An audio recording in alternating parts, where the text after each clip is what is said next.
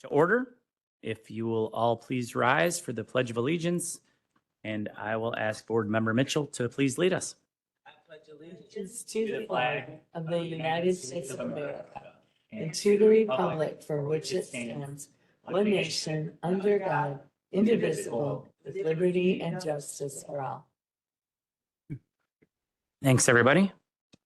And Dawn, will you please call the roll? Good morning. Frankie Pretzel, I'm here. Sherry Newquist, Herbert Brooks, Dawn Bullock, Raquel Mitchell, Judy Ogala, and Denise Winfrey. Okay, we have a quorum. Great news. First up, I'm looking for a motion to approve. Nope, we actually don't have any minutes to approve. That's good news. We're moving right through.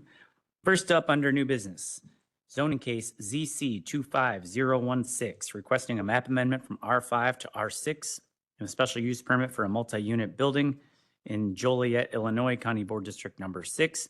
I actually have a request from the applicant to postpone this to the August agenda, so if I can get a motion to postpone.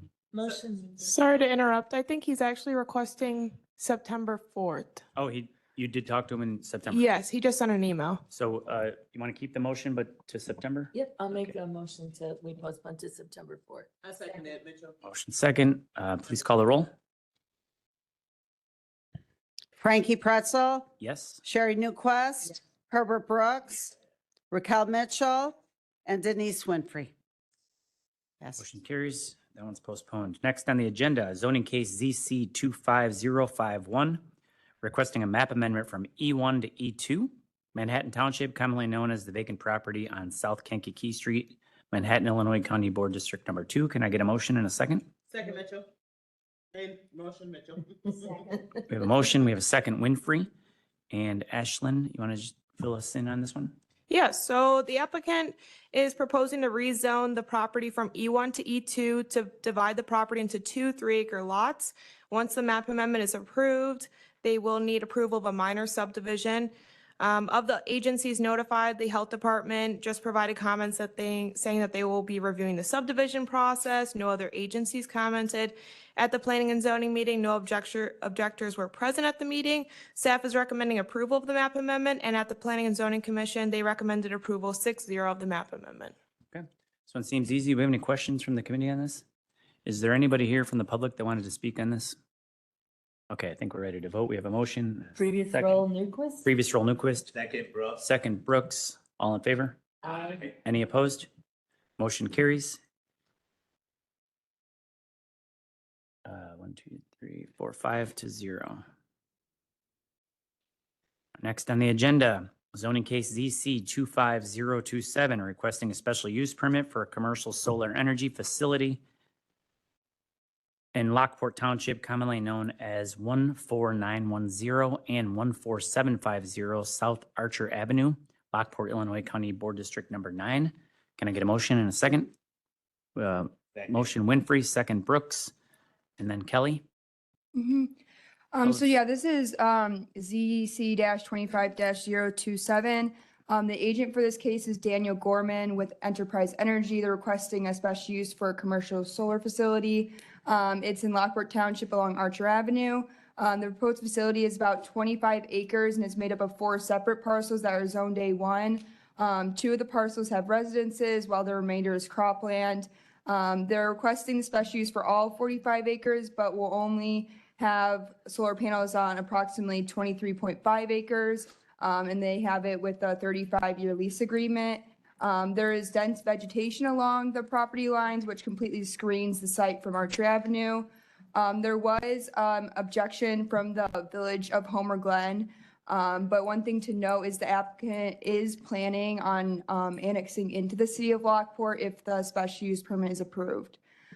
Staff is recommending approval of the special use permit with 4 conditions, and the Planning and Zoning Commission recommends approval with a vote of 6-0. And the applicant is here to answer any questions. Okay. If the applicant wants to step up to the microphone, do we have any questions from the committee for staff? Sorry. Okay. Hi, welcome. Please make sure your microphone is on. It's the button on the right.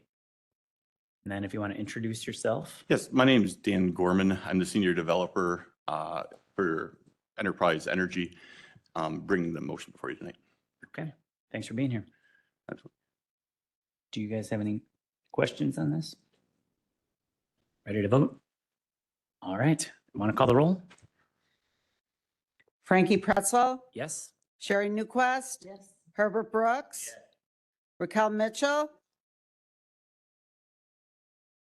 and Denise Winfrey. All right, motion carries. Congratulations. Next, zoning case ZC 25028, requesting a special use permit for a commercial solar energy facility, a variance for maximum ground cover plant height from 13 to 18 inches, a variance for number of required mowing from 5 times to 0 times. This one's in Troy Township, commonly known as 26347 West Baltz Road, Joliet, Illinois County Board District Number 1. And I do believe that the applicant has requested we postpone this one to the August meeting. That's correct. I see heads nodding. So can I get a motion to postpone to August? Second. All right, moved Winfrey, second Brooks, Previous roll, Newquist. previous roll Newquist. I'm gonna change my vote then to. Yes. All right, no previous, let's just call the clean roll. I forgot. Sorry about that. To move to August meeting, Frankie Pretzel, Yes. Sherry Newquist, Yes. Herbert Brooks, Raquel Mitchell, and Denise Winfrey. Thank Okay, you. motion passes. That's postponed to August. Number 5, zoning case ZC 25041, requesting a special use permit for a commercial solar energy facility, a variance for number of required mowings from 5 times to 1 time, a variance for maximum ground cover plant height from 13 inches to 36 inches in Troy Township, commonly known as Vacant County Line Road, east of the intersection of Baltz Road and County Line Road, Joliet, Illinois County Board District Number 1. Can I get a motion and a second? Motion Winfrey, second Mitchell, and then Jesus. Tell us what we don't know about this one. Yes, as you mentioned, zoning case 25041 takes place in Troy Township. Kendall County is located immediately west of the subject property. The village of Shorewood is located approximately 3,000 feet east of the property, and the city of Joliet is located about 4,400 feet north of the property. The parcel is zoned A1 and is about 71 acres in size with 1,000 feet of lot frontage along Baltz Road. The applicant is proposing a 4.99 megawatt commercial solar energy facility with an estimated 13,000 panels on site. The equipment pad that will house the inverters will be located along the eastern portion of the property. It is proposed to be 82 feet from the eastern portion, from the eastern property line, and 824 feet from Baltz Road. A noise assessment was performed and concluded that the noise generated from the site will comply with the IPCB noise standards. A glare study was also performed, and the report concluded that no glare was predicted. Both the glare study and the noise study can be found in the staff reports. The applicant is proposing to construct an ag-style fence to enclose the property. And staff also received letters of objection from the village of Shorewood, Troy Township Fire Protection District. Those were sent out as a memo. Staff also received additional letters of objection from Harry Benson, State Representative for the 97th District, Minooka Community High School, and the Troy Township Consolidated School District. Staff also recently received an additional letter of objection from a nearby adjacent property owner. You should also have a copy of that memo today. At the Planning and Zoning Commission meeting, there were various concerned citizens present at the meeting, which include the Mayor of Shorewood, the Community Development Director of Shorewood, and the Troy Fire Chief. The main concerns were the impact of the solar development the solar development will have on the village's growth and the development plan for the village. According to the village, the development of the solar project will decrease the amount of land available for possible homes in the future. The commission voted 2-4, thereby recommending denial of the special use permit, and 2-4 also recommend denial of the variances for ground cover plant height and number of required mowings. Thank you. I think we also saw objection letters from the Village of Joliet and the Water Commission, if I'm not mistaken. For this case, I actually didn't receive a letter of objection from the city of Joliet, and also didn't receive a letter of objection from the Grand Prairie Water Commission. Okay. Good to know. All right. This one's not going to go as quickly as the last ones. I see a lot of action here. I invite the applicant to the microphone here on my left.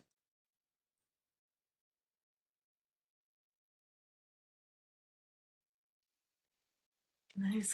Good morning. And real quick, yeah, we have a question here from committee member. Yep, I just have a quick question for staff, basically. How is this project related to the one after it? It looks like they're almost identical. Yes, I can answer that. So yeah, they're by the same developer, same property owner, but they're two different projects. The applicant decided to split the projects into two. So this property is south of that property you mentioned for the next zoning case, and the next zoning case is north of this property. And nothing to do with the case before, Correct. just Yes. happen to both be on Yes. Baltz Road there. Okay. Thanks for clearing that up. Hi, welcome. Make sure your microphone's on. I don't see the red lights on. There you go. How you doing? And then please introduce yourself. My name's Kevin Human. I'm the civil project engineer for New Leaf Energy, and I'm here to answer any questions you might have about the project. Perfect. Thank you Could for go being through here. a, Presentation if you'd like, but it's, not necessary if you don't want to. Yeah, we usually don't need the presentation, but we are going to have some questions for you. Member Newquist, do you want to, No. did you, okay, no, you're off, you're off.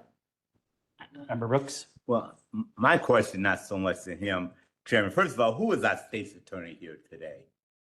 Oh, I got the order back there. Okay. Secondly, I just kind of wanted to know what is the basis, Mr. Chairman? And Jesus, we got a lot of objections, Mayor Cedra, but what was the basis? I didn't read through all of them, but do you know what the major basis for the objections were? Yes, I can kind of summarize what basically happened in the Planning and Zoning Commission meeting. The main objections, I think, were the possibility of the expansion of Shorewood.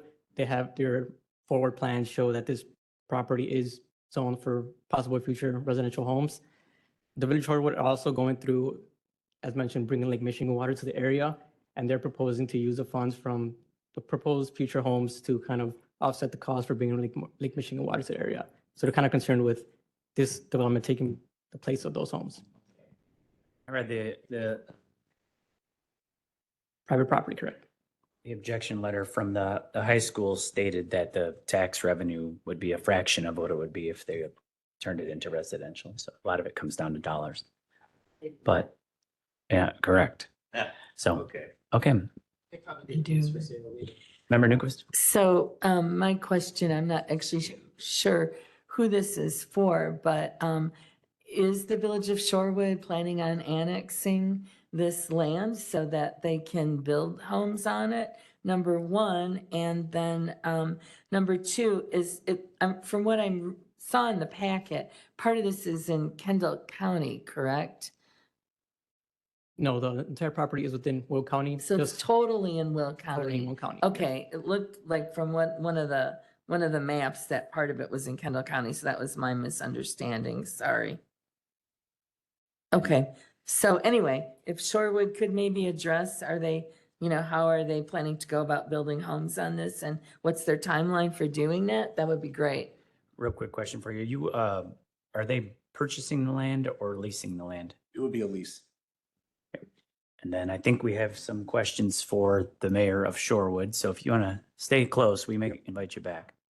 But I invite the mayor of Shorewood to the microphone here.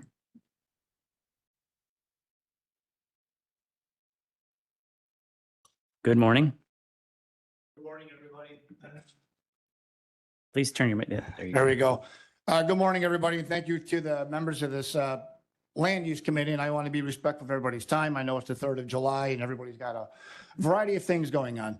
So please recognize some of my remarks to apply to this case and the next case. Would you like me to go give you a summary of some of my points and concerns real quick, and maybe that does answer some of your questions by all means? I did read the objections, but I just wasn't sure. Oh, sorry, I gotta turn my mic. You're on. okay. I did read the objections, but I just wasn't sure where you guys really were in the timeline. Like how real is it that you'll be building homes on there, and how soon will that contribute to your tax base? So in direct question for you, we are currently in discussions with one of the landowners at Blacken County line, which would be immediately to the north of this. There is water, would be right across from this already. So we have a development that wants to engage in those conversations, but they also are aware as to what could happen across the street here. This does have some significant impacts. One of the other questions somebody made mention regarding funding to the school districts. Yes, we understand solar does provide clean energy, and we're all supportive of that, but we do believe from the Village of Shorewood stance, there's appropriate places for this. The Village of Shorewood did just annex in a solar facility. We just annexed in a 45-acre solar facility. But again, it was placed in an appropriate location that didn't have detrimental impact to not just the Village of Shorewood's growth, Will County, or any of the other taxing bodies, the school districts and everything of that nature. In regards to this, yes, any of the solar companies are going to tell you, I do believe during the planning and zoning, one of the planning and zoning presentations, they referenced that school districts would get about $522,000 of taxable of revenue with no student impact. But in hindsight, just by doing conservative numbers, that's, if you put some single family homes, multifamily homes, apartments, towns, whatnot, that valuation to the school district becomes about $20 million. In the lifespan of some of these solar facilities can be 25 to 30 years. These homes aren't going to stick students in the schools, and it's not going to create an overwhelming burden on our school system for 30 years on a constant basis. So of course the schools are opposed to this because it does have an impact to them. One of the other impacts is this really comes down to health and welfare of our community. And somebody else mentioned real quick regarding the Water Commission. Just as the county board plans, Shorewood planned with 5 other communities, the city of Joliet, Shorewood, Romeoville, Crust Hill, Minooka, and Shanahan, to bring lake water from the city of Chicago. Some of you may be aware, we literally just did a groundbreaking ceremony, 84th and Kedville, about 3 weeks ago. This is a $1.5 billion project to bring water, clean, safe, reliable drinking water to over 250,000 residents in Will and some of Grundy counties. But these 6 communities all are represented within Will County. So when these 6 communities needed to do their planning, we had to forecast what that might look like, what type of housing could be, how many people are we going to be able to support in each of these communities. No different than when the counties did their planning for a new courthouse or the gas recycling facility. Those projects don't just happen overnight, and you guys know that. It takes years of planning. The Village of Shorewood's working on extending sewer and water under county Route 52 at Route 52 at the railroad tracks. Pardon me. But as anybody knows, working with some of the big utilities takes a little bit of time to find locations and all that exact routing. We just finished up siting where our water lines can go, what we need to do to extend the sewer side of those things. Those all have significant impacts. And back on the water side, though, real quick, as Shorewood, and honestly, as any of our member communities from the Grand Prairie Water Commission, if there is a significant reduction in potential homes, that's a direct impact on our ratepayers. They have to pay the cost on that. We, as different communities, mayors and that represent that commission, we have to plan for what that might look like. So if we can't hit certain thresholds, the water bills are going to go up. And we already know that water bills are going to go up. Most communities are referencing, we're trying not to let them exceed double on the water portion of the bill. We don't want to see ratepayers hit triple or quadruple the water rates. We want to keep water safe. I want every resident in my community and throughout the commission to be able to know that they can go to that tap, turn it on and know they got water and not have to worry about it. None of us want to see some of the crises that have happened in some of the other suburbs or what we've seen in Flint, Michigan, or anything of that nature. There's a reason this project, and I'll go back to the siting for solar is so important. Siting is what's important. We have so many other ways of making certain we're siting solar facilities in appropriately zoned locations. There's a reason you've got 8 objection letters already. 8. The city of Joliet, the Village of Shorewood, Troy Township, Troy Schools, Minooka High School, State Representative Benton, Troy Fire. I believe you're going to get a formal before the county board meeting. I do believe you're going to see the formal resolution passed by the Water Commission. They're still coming. These folks aren't just writing letters just to write letters because they have to pass, again, they're governing bodies. They represent the public and they represent the people they serve. They have impacts. These lands and these open spaces, we know there's a housing crisis in the region. We know that. We need to continue to find ways to build affordable housing, whether it's townhomes, single-family homes, apartments. We want to be part of that solution. And to have different projects come forward and have 25, 30, 50 acres at a time get slapped up with solar fields for 30 years, we're not fixing the problem. You guys all are, I'm sure, aware of data centers. Just to help put this in perspective, data centers right now. It's the big thing, power and water. We need power and water to supply a data center, right? A data center requires 350 megawatts of power on average, moderate scale facility. You know what solar you need to put in the ground if you wanted to power a data center just by solar? About 2,000 acres. It's not, there's times and places. Solar only occupies about 2% of our power grid. That's great. But we got to find better ways to utilize it. We should be utilizing solar on the rooftops of some of our warehouse spaces. New construction that comes in, maybe find ways of working with existing warehouse structures that we can fill up. I believe, and I'm going to say this number because I believe it's an approximate. I talked to the Mayor Joliet. Mayor Darcy said there's over 500 acres of rooftop space available in the city of Joliet. There's lots of places we can put solar that doesn't have negative impacts on our communities. There are places we can do this appropriately and be successful together. I say this because I'm passionate about my community. I'm passionate about the Water Commission and what we can do. I'm not here to waste anybody's time, but we want to be successful with the county. And I want to do it with everybody, and we want to be responsible. We want to be successful with all. I please hope that you recognize my remarks, not just for this zoning case, but please apply my comments to the next zoning case as well. You may hear me back then if we're going to come back on the previous zoning case in August. You're going to hear the same type of plea and remarks I'm going to share with you at that time as well. If there's any questions, I'm more than happy to try to answer for you folks. But again, I want to be respectful of your time for these cases. Thank you for being here. I think we have a question from Yeah, Member Newkirk. just one more quick question, problem. and Yes, I ma'am. apologize. You're fine. So, have you offered the solar company or have you talked to them about an alternate site? Or do you have one in mind? Let me ask that. So here, for example, we put an existing solar, we put a 45 acre solar site up on an industrial zone property. The Village of Shorewood updated their comprehensive plan to help reflect some of that. There's over 1,100 acres of industrial zone land. Now, let's just be frank about it. Who are the actual beneficiaries on some of these projects?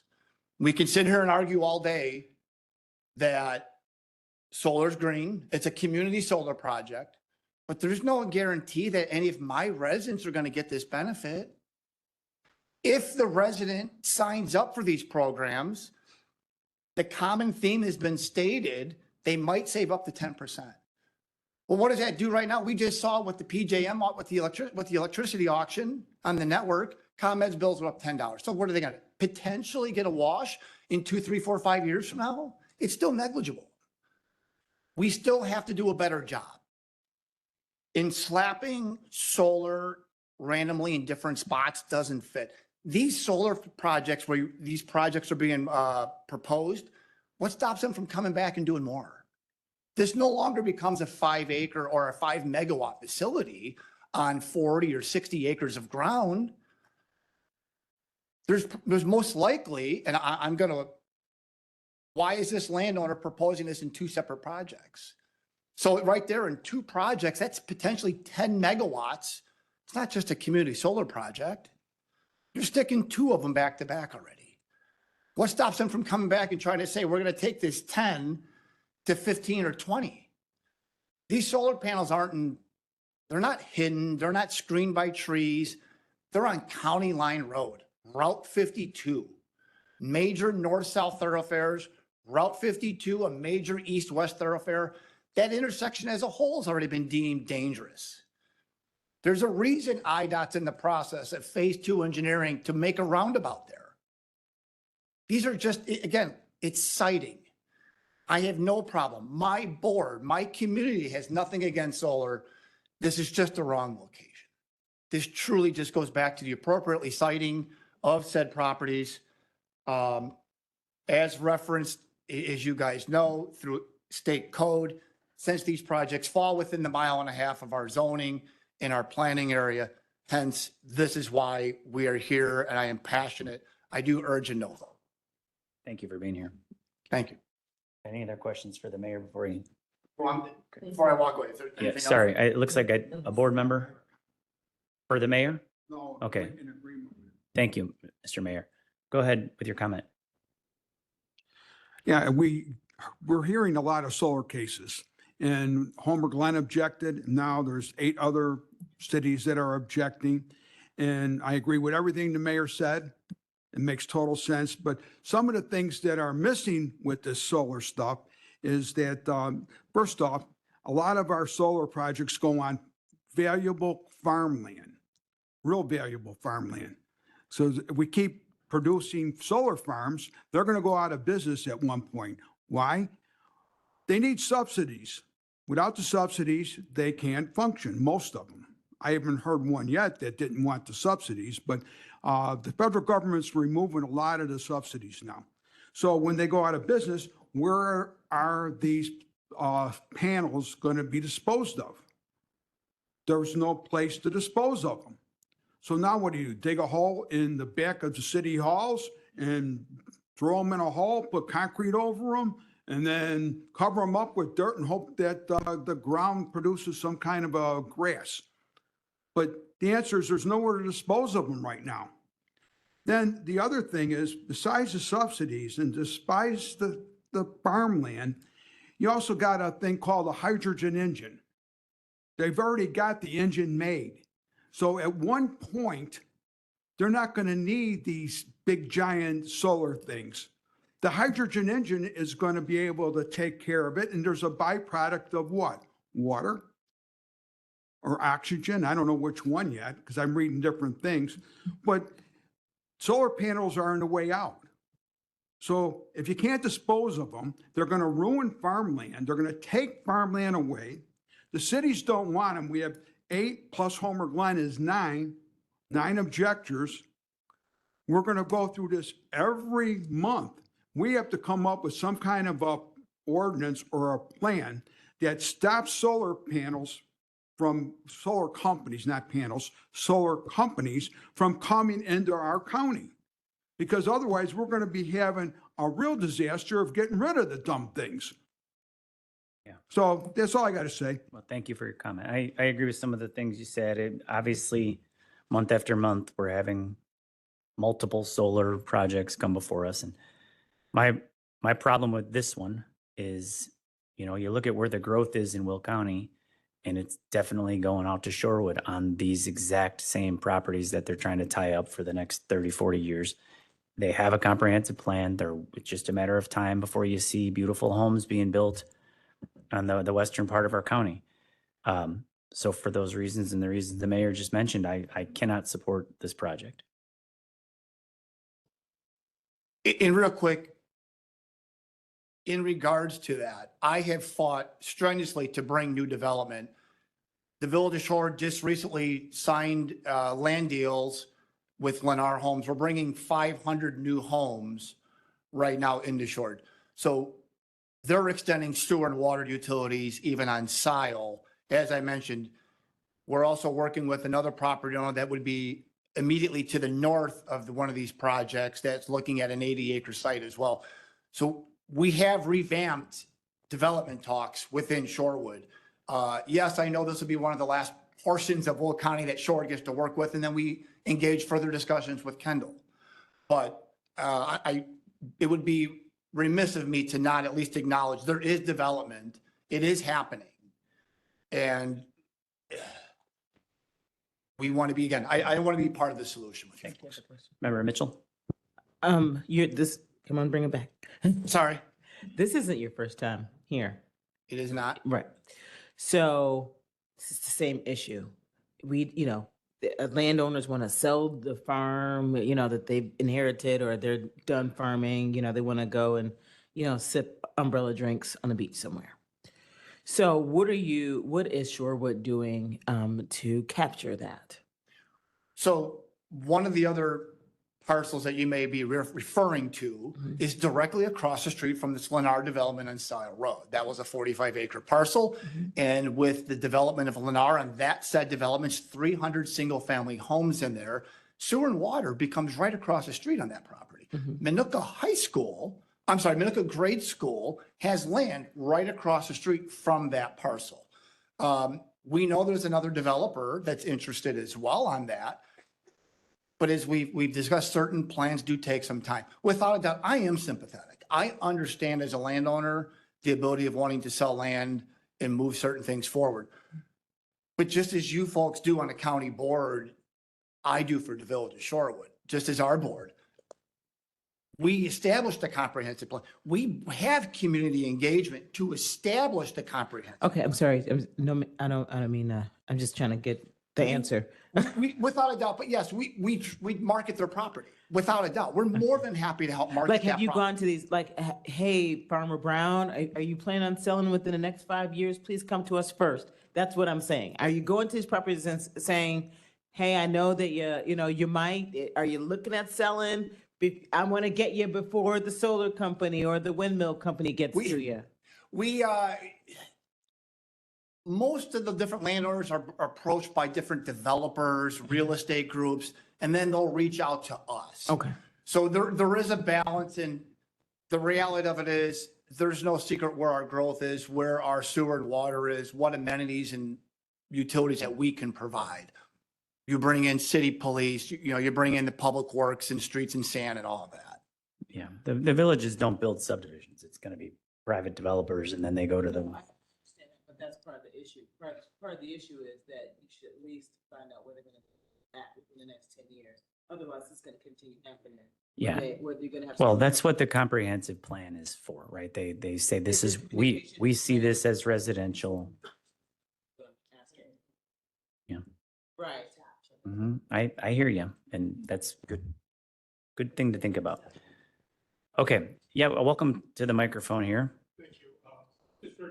Please, hold on one second. Please turn your microphone on and introduce yourself. Thank you. Thank you, Mr. Chairman. My name is Dave Silverman. I'm the attorney for the Village of Shorewood.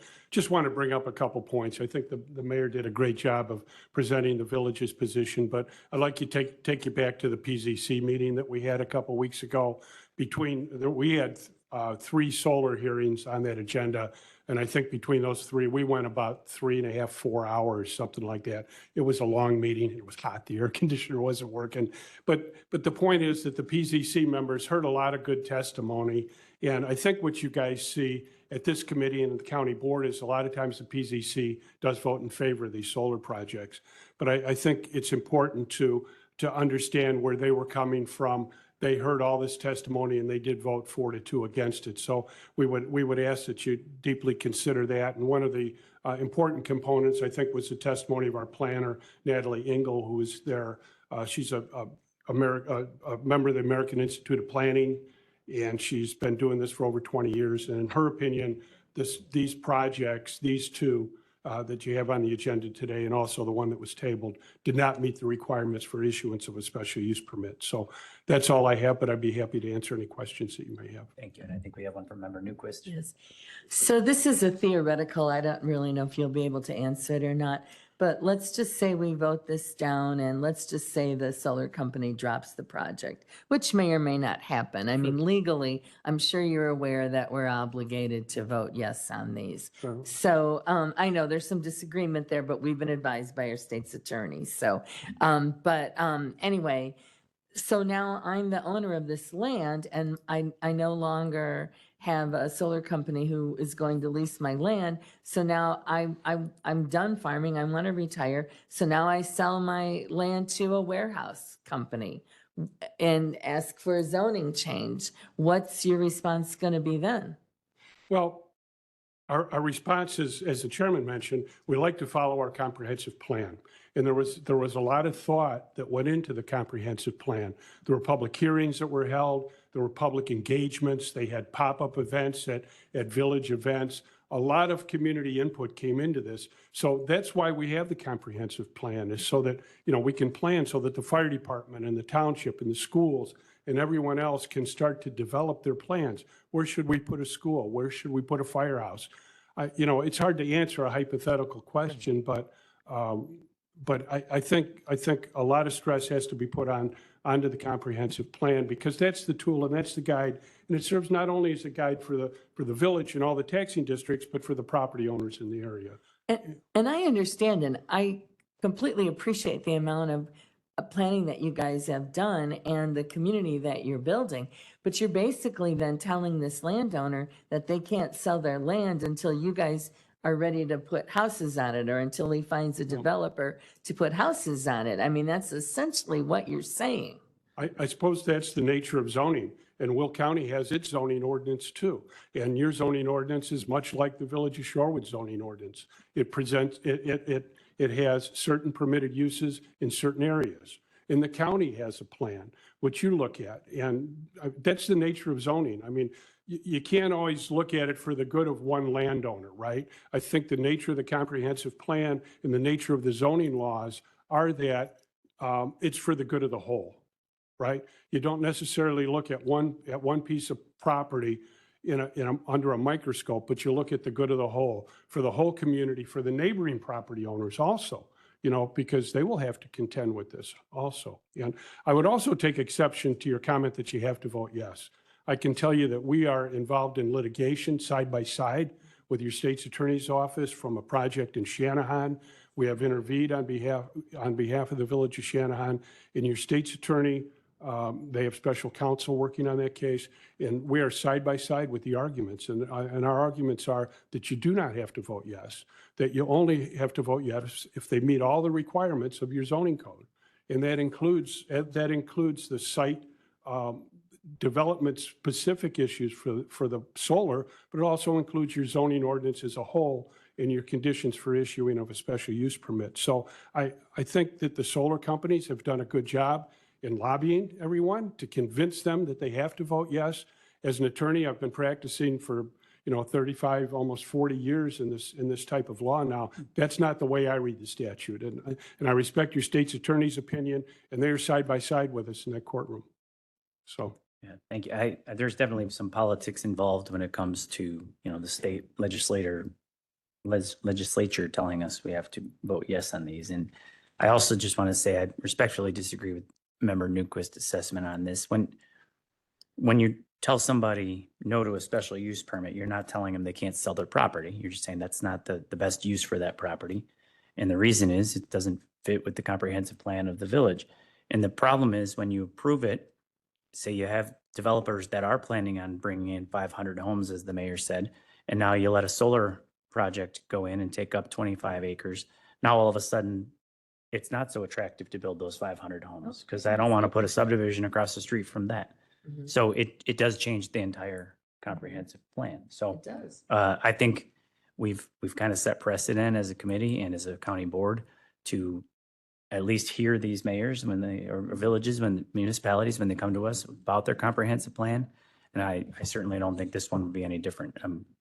I think that you look at the growth of Will County and that's where it's going. It's going out to that Shorewood part and New Lenox, Manhattan, Lockport, that it's coming.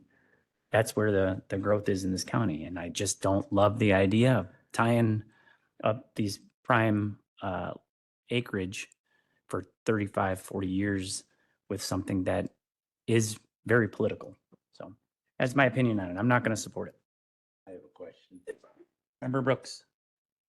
My question, when I first sat here, Mr. Chairman, I asked who was the ASA in the room, and I saw a handsome young man in the back wave his hand.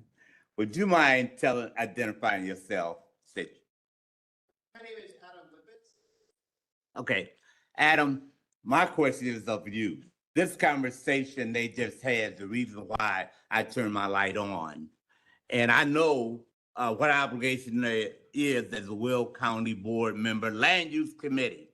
And I think Mr. Pretzel and Ms. Newquist did point out, along with the attorney, that we have the right to vote no or yes on any case dealing with solar farms. Is that right?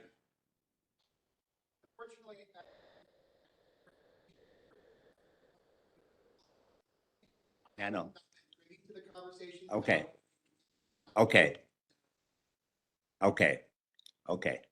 Well, it's my opinion that if it comes to us for a vote, then we can decide how we vote. That's right. Can vote no. Yeah. I mean. Right.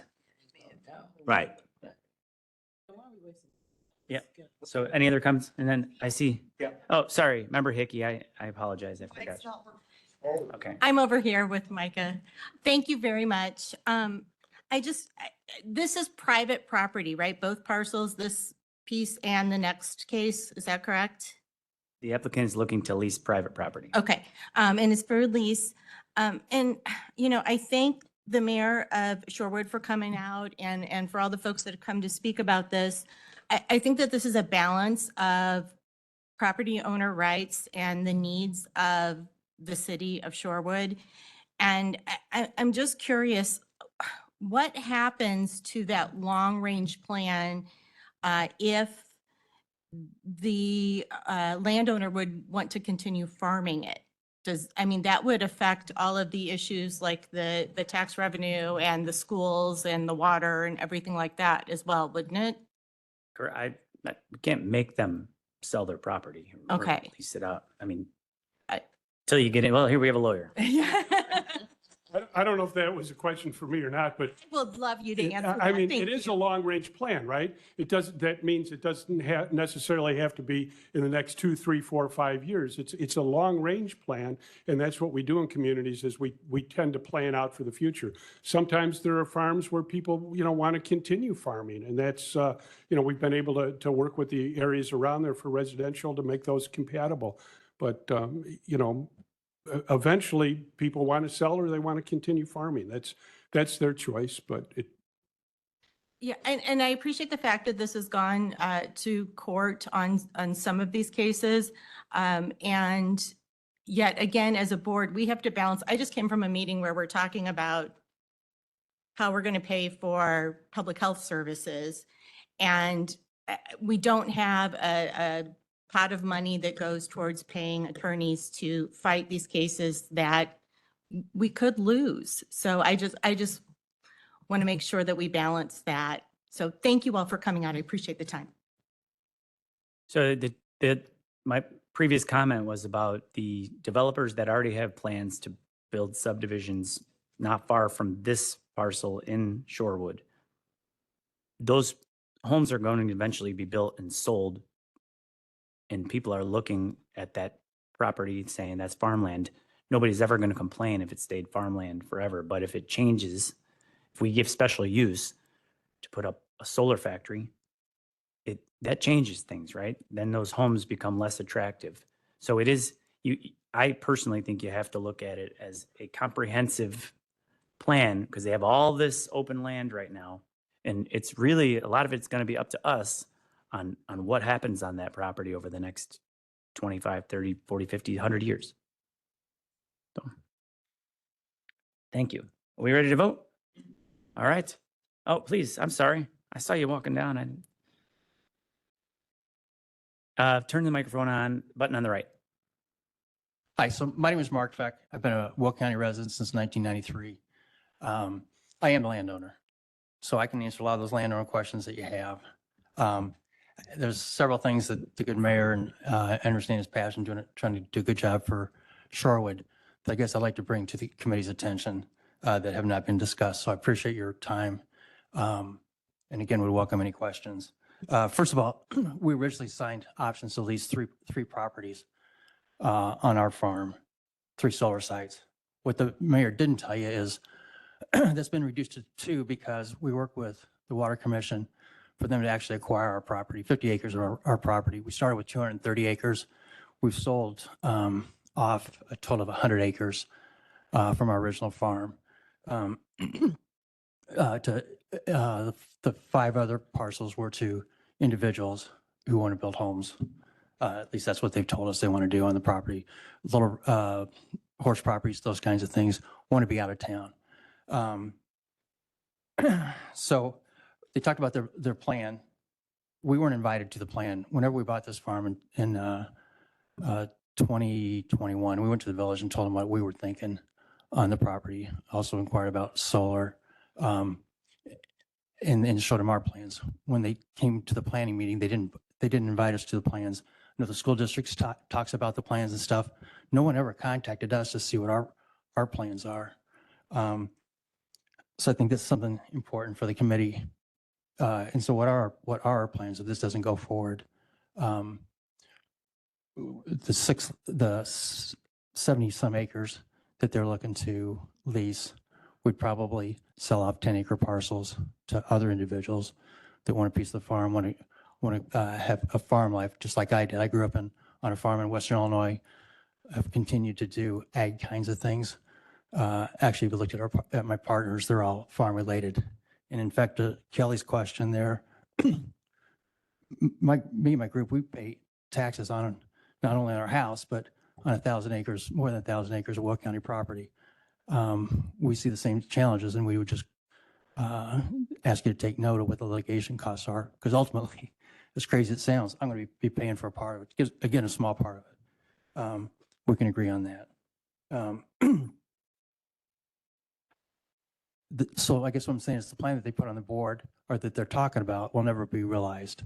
The other thing, it was fine for them to buy the property, the 50 acres, but that's not consistent with their plan. In fact, if you read their plan, it was adopted in 2023. You'll see where they had intended to put water storage in the south, more the south part of Shorewood. Selling them this property, and them as Joliet, about 20 acres, Shorewood about 10 acres, and the Water Commission about 20 acres. Actually improves their economics, as I understand. In fact, Mayor Diebold said it would save them $1 million in piping costs. So we have worked with them. Again, we reduced our solar sites from 3 to 2, or the developer worked with them. And I guess I'd really compliment the developer trying to find some common ground. The mayor talked about the farm immediately to the north. Again, it's irrelevant, but I can say with certainty the property owner, the current property owner, has never been contacted by a developer on that parcel. One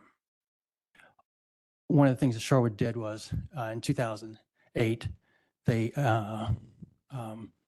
signed a recapture agreement, which basically means that we will have to pay, if our property is ever annexed into Shorewood, we'll have to pay some costs for infrastructure that's already been done. That recapture agreement requires for it to be satisfied accrued interest. So that's been building. The expense to get in Shorewood or develop Shorewood, that was kind of your question, just makes it cost prohibitive, at least by our way of thinking. It talked about infrastructure costs. Basically, if you were to look at the map, the map for the South Solar site has about 1,100 feet of road frontage. It's 3 football fields. So to build sewer and water past that, I would suggest isn't going to cost a ton of money. The north side has around 800 feet of road frontage. The cost to bring services out there, again, that's not my thing, but isn't that much. Just thinking about things, the Troy Fire Department certainly showed up. I don't know that the cost to fight, they already have the equipment. Basically, if there's a fire, those kinds of things. So to say there's a bunch of infrastructure costs, I don't think is at all correct. The Manuka letter you see there, basically, they talk about the revenue they would get would be from four homes, but the additional revenue they would get would be from 4 homes. Actually, the acreage could be carved up could be carved up in 3 lots. There's basically going to be 3 houses there. Certainly the 4 homes, you all are smart, are going to generate students. Solar farms don't. So again, I don't understand the economics. I kind of go through things, continue to go through things. They talk about growth. So again, we got to deal with reality. We're landowners. So if you were to check on the internet, you would see that according to the 2020 census, there was 18,182 people in Shorewood. There's different reports as to what has happened since then. The most aggressive number that I've seen it for the residents is 18,495 people. It's less than 0.5% of growth. We think it's going to be a long, long time before they get out to our farm, regardless of what their plans are. We talked about a lot of Will County being developed. There's a whole lot of Will County to be developed between our farm and Chicago, because that's where it's really kind of coming from, right?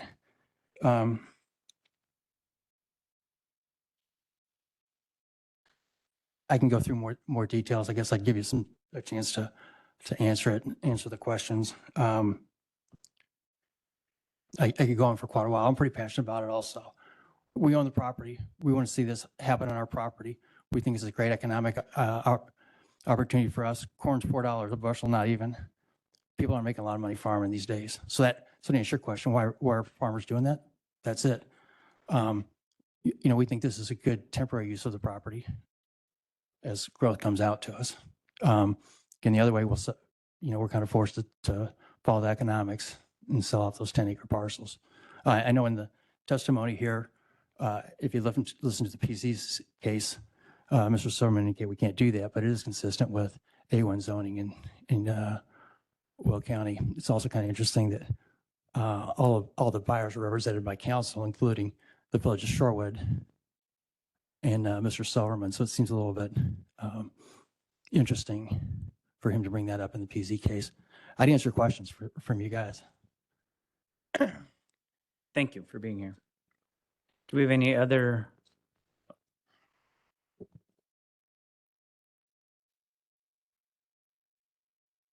Just wanted to bring up two more items.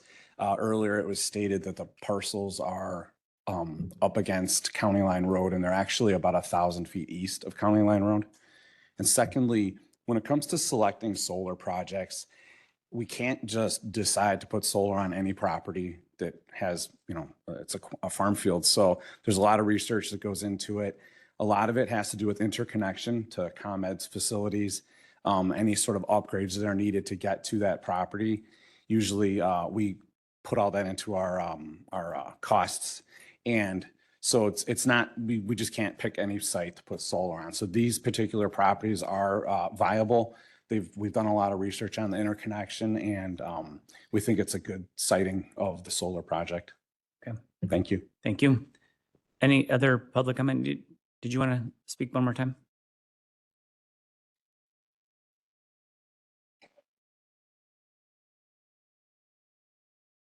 Real quick, folks, regarding a comment regarding recapture, the Village of Shorewood bought out the recapture to incentivize development.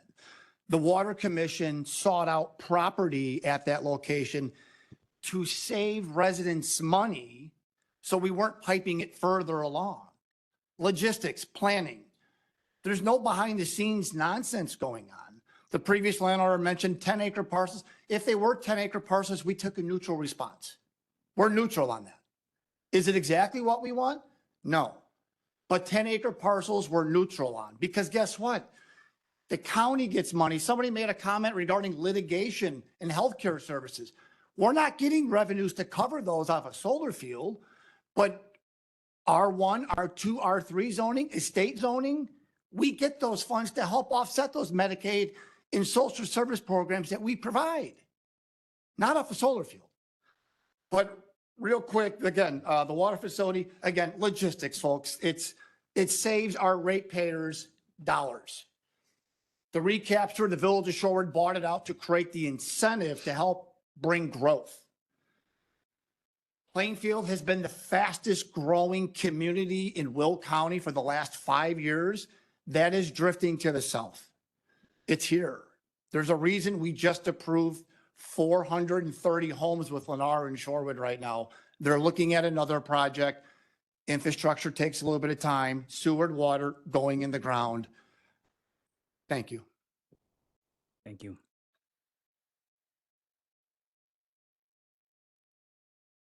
Okay, are there any other comments on this? Okay, I think we're ready to vote. Frankie Pretzel, No. Sherry Newquist, Gotta be a no. Herbert Brooks, Not so tough, no. Raquel Mitchell, and Denise Winfrey. What was the count on that, Dawn? It's 1-4 passes. Fails. Okay, thank you. On to the next one, requesting a special use permit for a commercial solar energy facility. A variance for number of required mowings from 5 times to 1 time. A variance for maximum ground cover plant height from 13 inches to 36 inches. And a variance for side yard solar energy system setback from adjacent property from 50 feet to 27 feet. Troy Township, commonly known as Vacant County Line Road, southeast corner of the intersection of West Black Road and South County Line Road, Joliet, Illinois, County Board District Number 1. Jesus, do you want to fill us in on this one? Yes, as mentioned before, this case is immediately north of the previous zoning case. It is proposed by the same developer and the property is owned by the same property owner. For this case, an extra variance for side yard setback was added, as you mentioned, due to the site plan showing the solar panels will be located approximately 27 feet from the southern property line. Our ordinance requires a minimum setback of 50 feet from adjacent property, as depicted in the site plan. For this property, the village of Shorewood is located approximately 1,650 feet east of the property, and the city of Joliet is located approximately 1,800 feet north of the subject property.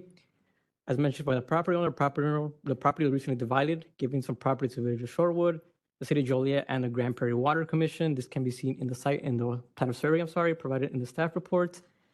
One equipment pad is proposed, which will be centrally located approximately 824 feet from the eastern property line and 207 feet from the western property line. A noise assessment and glare study was performed and reported that no negative effects were anticipated. The same concerns and concerned citizens were present for this zoning case as well, and all the memos that were present for the previous zoning case also apply to this zoning case, so I won't go more in depth into them. But the commission voted 2-4, recommend denial of the special use permit and the 2 variances, and voted 1-5 to also recommend denial of the variance for side yard solar energy system setback. All right, thank you. And the applicants here, if you guys want to step up to the microphone. I don't imagine we have many new questions as a committee, but I want to give you the opportunity to talk. How you doing? I think everything's been covered on the first site. It's very, very similar. The 2 properties are contiguous with each other. And yeah, there's not much else to say really. Okay, Yeah. No new information really. thank you. Is there anybody else here from the public that wanted to speak on this case? Just give you the opportunity. Mayor, you want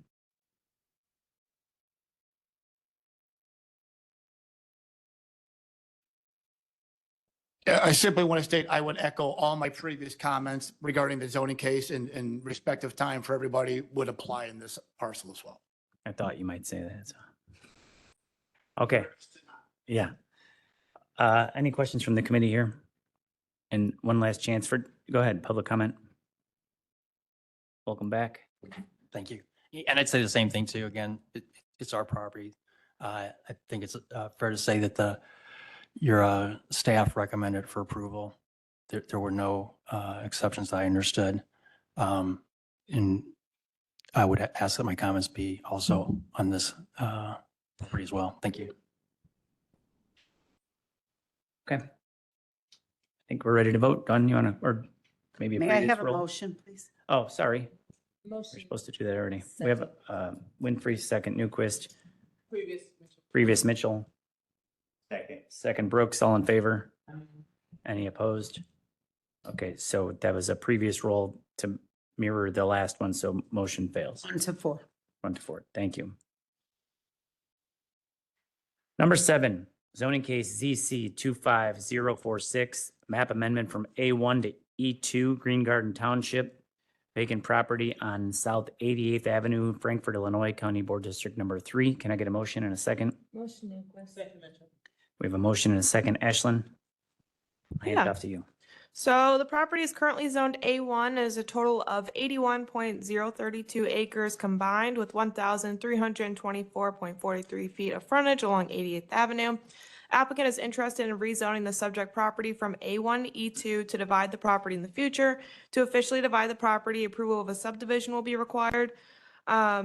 The agent commented that there's no plan as of yet as to what the subdivision entails, how many lots. It's just basically like a phase one, just looking to rezone the property at this time. I received comments from Green Garden Township stating that on May 12th, the Green Garden Township Board recommended approval of the map amendment with a vote of 5-0. This was sent out as a memo. And at the Planning and Zoning meeting on July 1st, 2 concerned citizens spoke, questioned about the concept plan, concerned with future land uses and tax concerns. At the Planning and Zoning meeting, the board recommended approval of the map amendment with a vote of 6-0, and staff is also recommending approval. Okay, thank you. Any questions from committee? Okay, anybody here from the public to speak on this one? The case in Green Garden Township? Are you guys here for this case? The next one? The case in Green Garden Township? Did you want to come up to the microphone? Yeah. This is your chance. Came all this way. Hi, my name is Greg Clark. I'm the agent involved in changing the zoning from map amendment A1 to E2. I will tell you, staff is awesome. Oh, good. I've worked with staff over the years and mainly before the Great Recession, and I'm telling you, it's just, they're phenomenal. So the goal here is we're going to feel the market out and see we've got calls from neighboring properties inquiring about purchasing some parcels. We're now from this phase, we'll enter phase 2, which will be to determine what's the best route. So that's where we're at right now. So, well, I appreciate your comments. Thank you. Thank you. Did you also want to speak on this one? Okay, I think we're prepared to vote then. We have a motion and a second. Dawn, call the roll. Okay, Frankie Pretzel, Yes. Sherry Newquist. Yes. Herbert Brooks. Raquel Mitchell and Denise Winfrey. Motion carries. Passes. Thank you. Number 8, zoning case ZC 25048, special use permit for ancillary liquor service in Homer Township. This is 14508 Archer Avenue in Lockport, County Board District number 9. I need a motion and a second. Motion Newquist. Second Mitchell. We have a motion, a second. Kelly? All right, so this is a special use permit for ancillary liquor service. It's located in Homer Township. It's at the intersection of Archer Avenue and Smith Road. The site has existed as a commercial strip mall with 4 units since 1976. The current unit where the restaurant with liquor is proposed has existed as a liquor store since they got approval of a special use permit for packaged liquor in 1976. The applicant is looking to turn a portion of the unit into the restaurant and is seeking to approval of the special use to serve liquor. They currently have no exterior changes planned, but they will be required to get a building permit to establish the restaurant use and obtain the liquor license. The applicant will be required to comply with all the liquor ordinance requirements. There was no objections from any notified agencies. Staff is recommending approval of special use with 3 conditions, and the Planning and Zoning Commission also is recommending approval with a vote of 6-0. Okay, thank you. Board Member Balich? That's not my district, but I live right by there and I don't see a problem with it and I don't think anybody else does. Okay, that's my next question. Is there anybody here to speak on this case? Anybody here that wants to comment on this case? Okay, I think we're ready to vote. Frankie Pretzel, Yes. Sherry Newquist. Yes. Herbert Brooks. Raquel Mitchell and Denise Winfrey. Okay, motion carries. Number 9, zoning case ZC 25052. This is for a map amendment from A1 to I3, DuPage Township, 13141 South High Road, Romeoville, Illinois, County Board District number 9. Can I get a motion and a second to put it on the floor? Second. We have motion Mitchell, second Brooks, and then Margie, you want to shine some light on this one? Sure. So this zoning case, I did pull up some images from the PowerPoint from the Planning and Zoning Commission just to help for reference. This zoning case is ZC 25052. It is in DuPage Township. The property is addressed as 13141 South High Road in Lockport. The owner is Aaron Holdings LLC, and the attorney is Al Damascus of Boodle and Damascus LLC. And the applicant, you might be familiar with this property, came before this committee and county board last August, July, August of last year, to request a special use permit for outdoor storage. The county board denied that request, so they are coming before you today to request a rezoning from A1 to I3 to essentially allow the outdoor storage by right, as long as they get all the required permits from the county and road districts. Okay. Thank you. Is the applicant here today? Okay, please come up to the microphone. And then while we're waiting for that, do we have comments from the board for staff or questions? Marguerite, why does it say in my packet, High Roads in Romeoville? You said Lockport. So I could shed some light. This section, DuPage Township disbanded their road district. So High Road is under the district or jurisdictions of Romeoville and Lamont. But there is right in front of the subject parcel, an area that is under discrepancy of who has jurisdiction. It's most likely Lamont, based on Romeoville's conversations this morning I had with them. I can go a little bit more into detail if you want before the applicant, or you can let the applicant continue. Okay. Any other questions for staff before we hand it over to the applicant? Okay, welcome. Welcome, Just thanks. Tell us your name. Yeah, good afternoon. My name's Al Damascus. I'm the attorney for Aaron Holdings, and I've got with me Gita Saranauskas, one of the owners, and Aaron Holdings has also a transportation company, Venera, in Romeoville for a long time.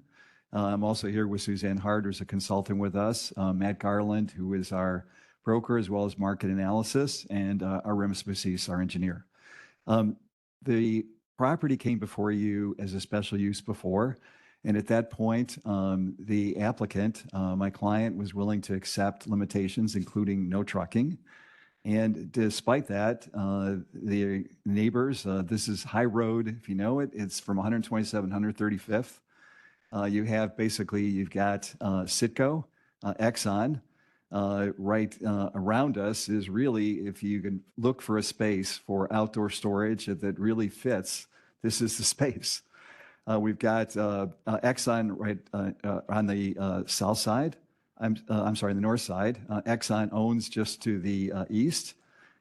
Just to the south is a environmental monitoring station, as well as someone who is an A1, but is operating a landscape business and actually has a lot of outdoor storage on unpaved area. And then to the west is a Citgo plant. Outdoor storage is something that is greatly needed in the area, especially through the pandemic. A lot of people have purchased motorhomes, purchased RVs, and those in most of the municipal communities around here aren't allowed to be put in driveways. And if they're to be put in the backyard, they've got to be outside of the setback requirements, and then some kind of pad to put it on. And so there is a tremendous demand for it, the same way as you've seen the indoor self-storage facilities have expanded. The reason we're going in terms of the I3 is because I3 is the only zoning district that allows outdoor storage as a matter of right. And based upon the denial of the special use, we can't proceed before you under any special use or under any other category. We looked at I1 and I2, but it's I3. We've, because of the work that was done before, we've been very extensive in terms of engineering plans, and those are very far along. And as part of what we've submitted our plans.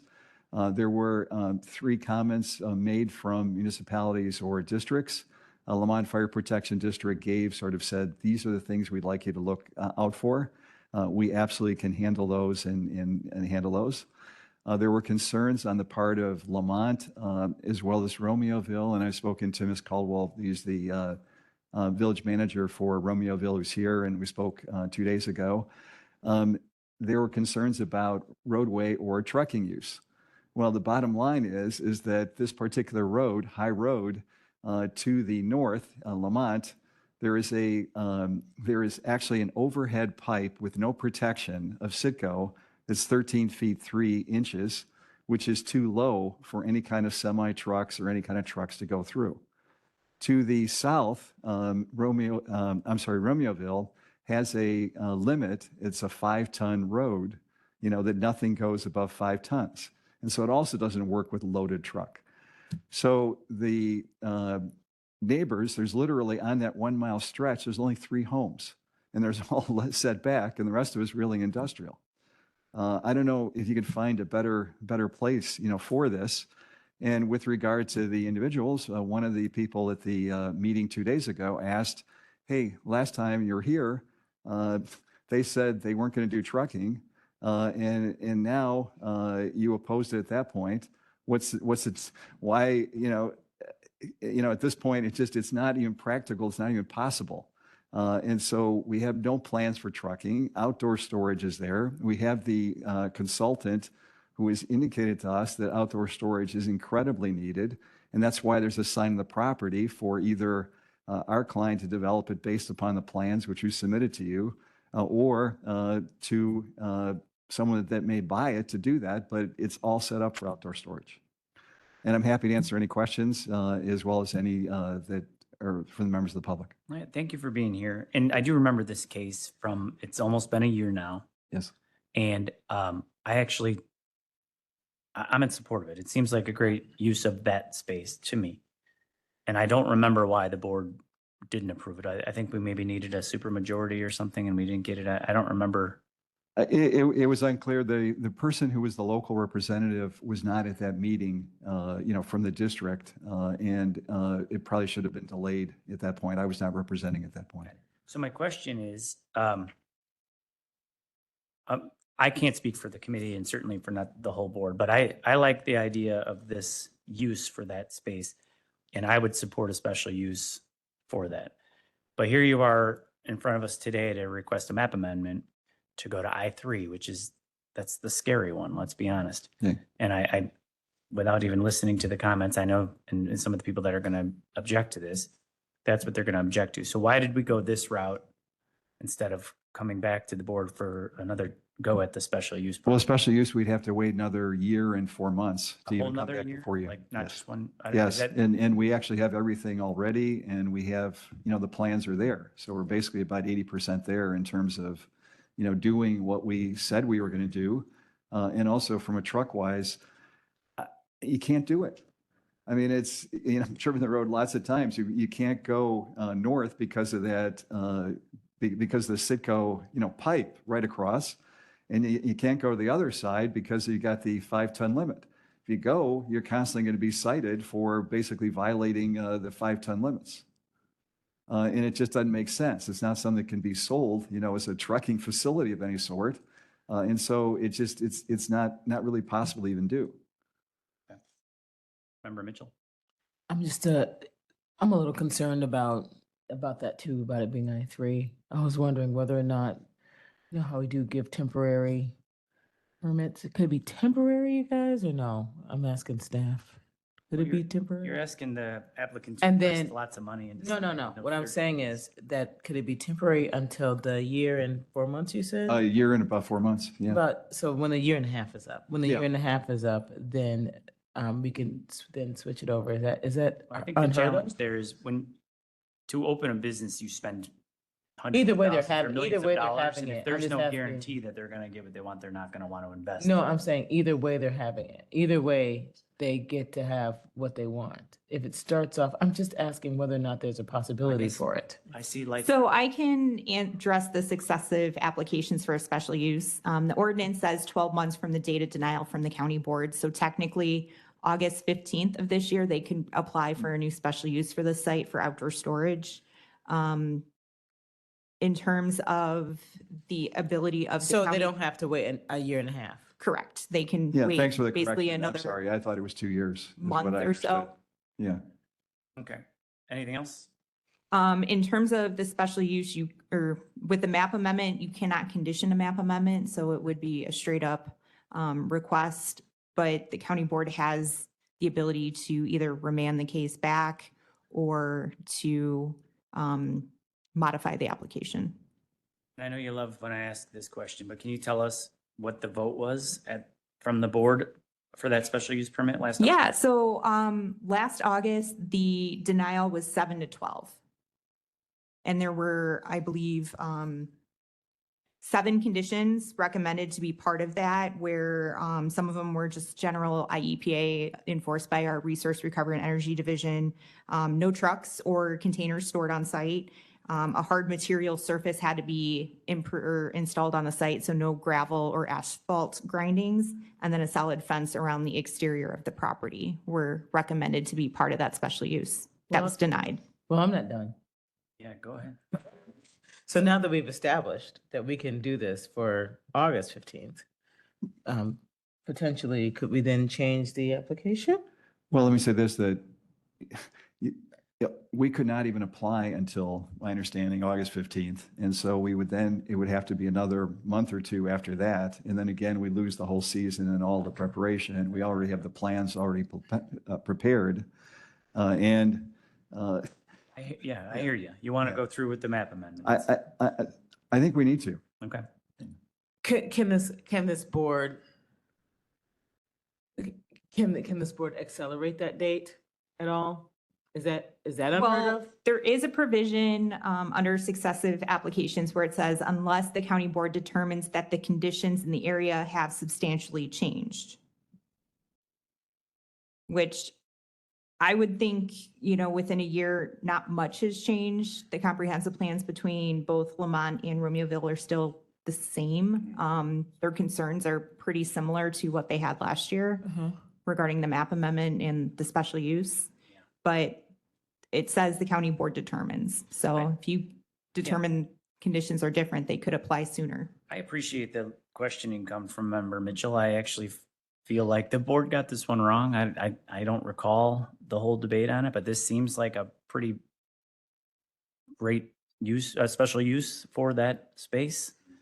And Yeah, and let me just say this, our plans do show the perimeter, do show the landscaping, do show, that this is for outdoor, primarily residential. And said, practically, it's impossible to put trucks, semi-trailers, or containers simply because of going through the limitations from the roads, which we don't control, and we're not requesting any kind of changes on those. Let me also state this. This is my district. That's why I'm going hard in the paint for it. I want him to have his business. I do think it's a great idea for a business. And I've had this come up before, being on a township, right? So they come to me and I swear, I know that they want to come and do this business. But when they sell this business, it's still an I-3. And we have no control over whether or not the next person is going to do some I-3 things that we don't like.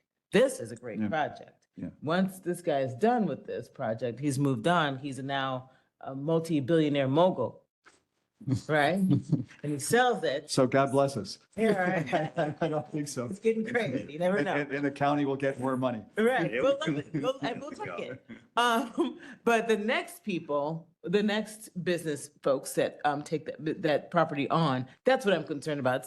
It's not this particular case. That's why I'm very. I'm nervous about the I-3 part of it.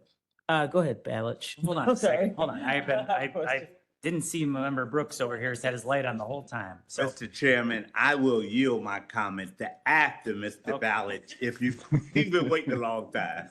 Board Member Balich, I apologize. Thank you, brother. We still friends. Absolutely. We've been friends a long time. I'm very familiar with this area. Okay, and I'm familiar with storage units because we had a big argument about 159th Street because it changed the zoning for the whole area, right? And they wanted to change it from commercial to I think it was I-3 at the time, I'm not sure. And then we did it, and then we changed it back to a special use from A1 and whatever else, just like you're saying right now. So you're going to I-3 so you can get your project rolling. But if you look around that area, there's no houses really. it's really an industrial area.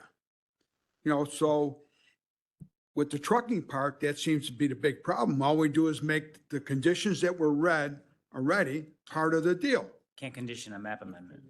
Well, can't you make conditions with it? Unfortunately, by law, we can't condition a map amendment. Okay. Yeah. I'm just throwing it out No, because I know that area and Yeah. that would be a great location. I hear you. Member Brooks. In 1973, there was a refinery there called Seco Steel, and I used to work there. At that time, we used to race our cars on High Road. I got married in 74, so I could trade my 442 for a minivan. However, I still traveled that road occasionally. There's a cemetery out there. I'm a pastor, so I go there quite a bit. At that time, I thought it was very unincorporated. It was very quiet. I never got a speeding ticket for speeding. But 50 years later, I have to agree with my chairman that I still think it's the proper place to put a storage unit such as this. I think when you look all over Will County, there's a lot of places we can complain about. But having that high road still available where it is now, I would concur with you, Mr. Chairman, and I would agree. Well, okay, so is it a proper place for an I-3? That's the question. Like, once we're in, we're in. Once we're sold, we're sold. No, I get it. It's not my district, Madam Raquel. I respect your decision, but my answer still would be yes. I didn't answer the question. He said he. Just like a politician. Please, can I just, you know, I've done zoning for a lot of years. You can see I'm an older guy. And I don't know how much better a place could you find for an I-3 than this. I mean, you got Citgo is this huge right over everything to the west. Directly to the south, which I was corrected yesterday, which I was trying to figure out what it was, but Citgo also owns directly to the south, and it's an environmental monitoring station because there's pollution, there's groundwater or whatever, so you really can't even do much else. Then you got someone who's in A1 who's directly south, who's got unpaved landscaping business with all kinds of all kinds of equipment.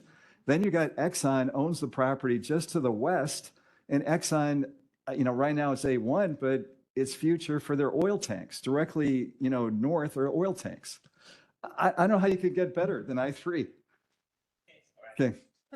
Hold on one second. So we're going to get to comments from you, but board member Williams, sorry. I'm looking at this, and doesn't it say that this does not conform to our own land resource management plan? Want to comment on that, Mark? I can comment on that. That is correct. In terms of freestanding industrial, which this type of use would fall under in this circumstance, those uses within this area of the county should be along a major arterial roadway or have direct access to an interstate. High Road is not an arterial roadway. So with that, that would not be in compliance. However, there is a provision that if the development is reviewed and found to have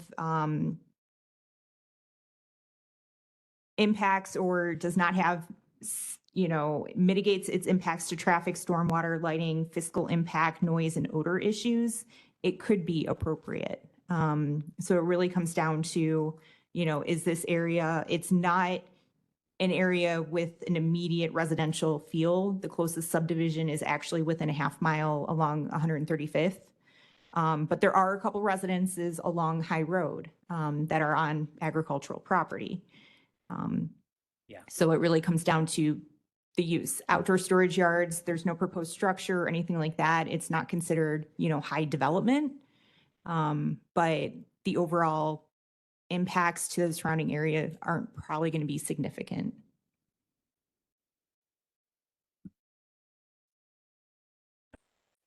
But you did Okay. recommend approval. Right. Okay, do we have any other questions for the attorney here? Okay, well, thank you. And I'm available for any other questions. Thanks very Sounds much. good. Sounds good. Anyone else from the applicant's team want to speak before we open it up to other comments? Please, you have to come to the microphone, sorry.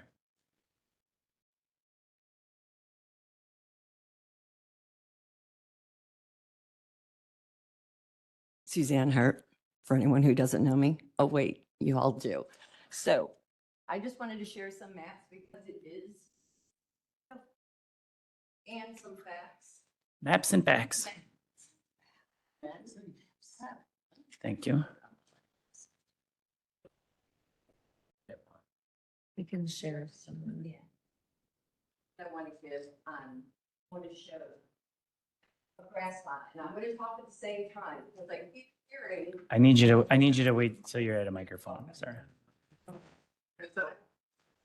Yeah, because it's recorded. There are people listening or that are going to listen later.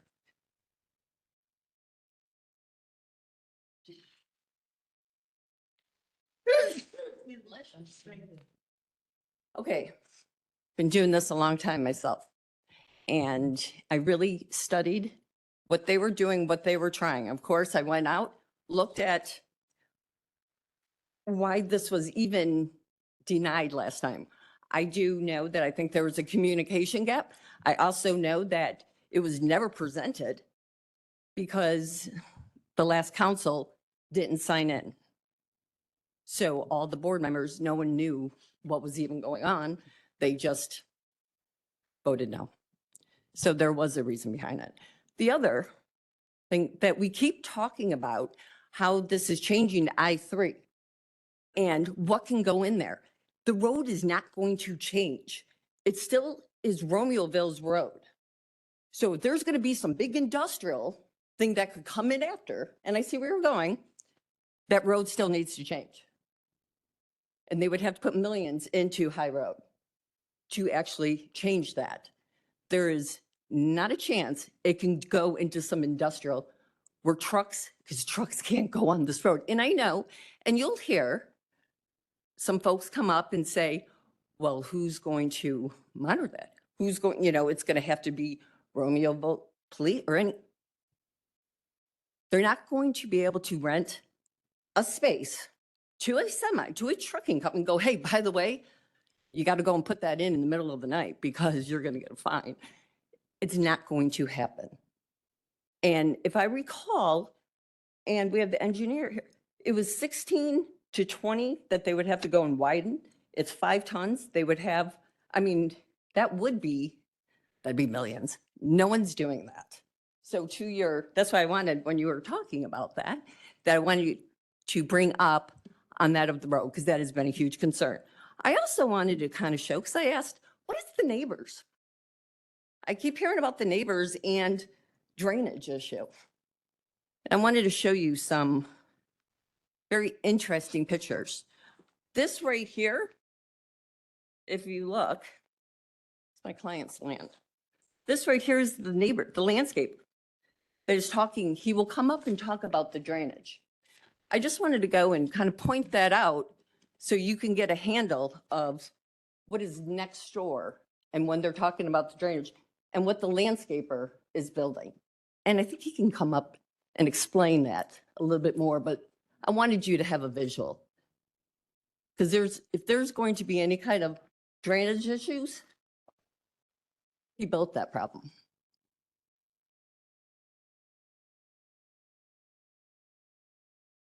Thank you for your comments. Anyone else here to speak on this case? I see some people in the back. Come on down to the wall and down to the microphone here.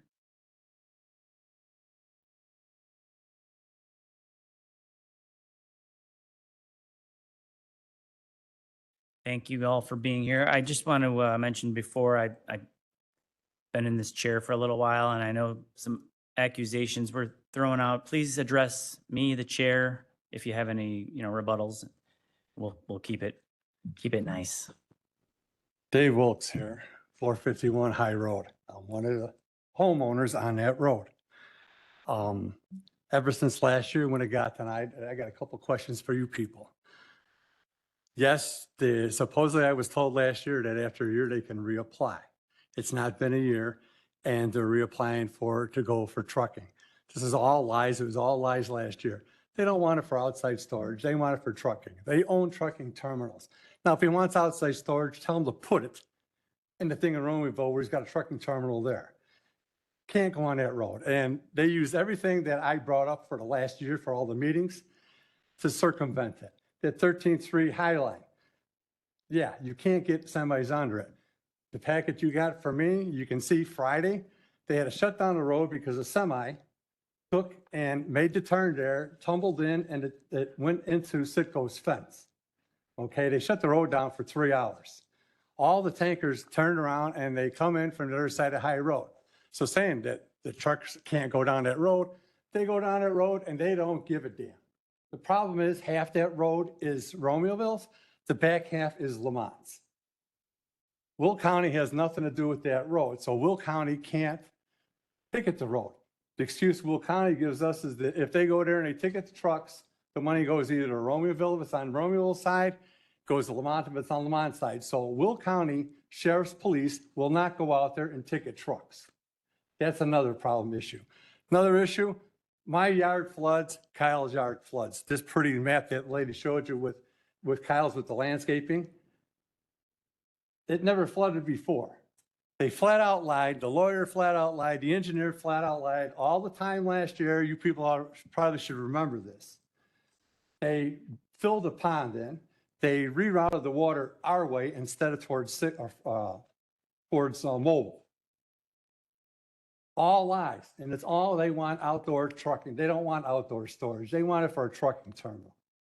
Now, if you turned it, and also the new lawyer here flat out said at Tuesday's meeting that it's all flat over there. It's a real good thing.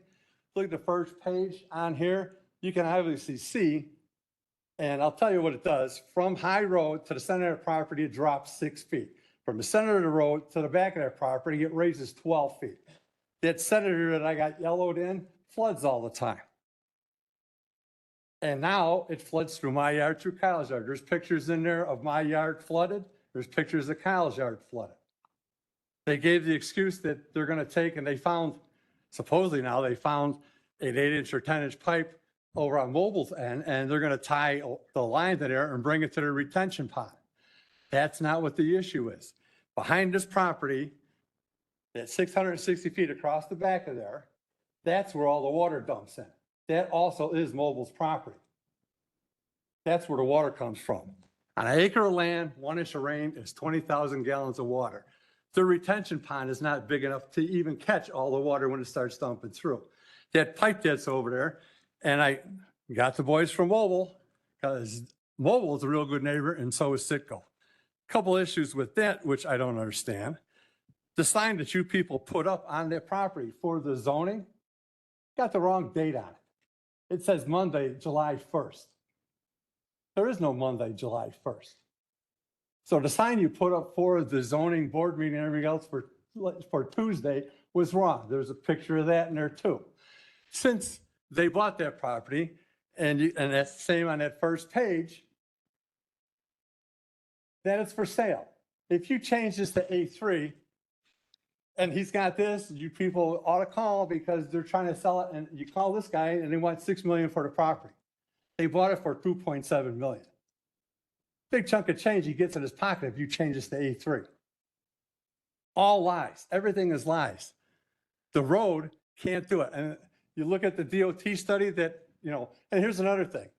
I went online, the lady from CAT went online and everything else to try to find information for this thing, for the zoning thing.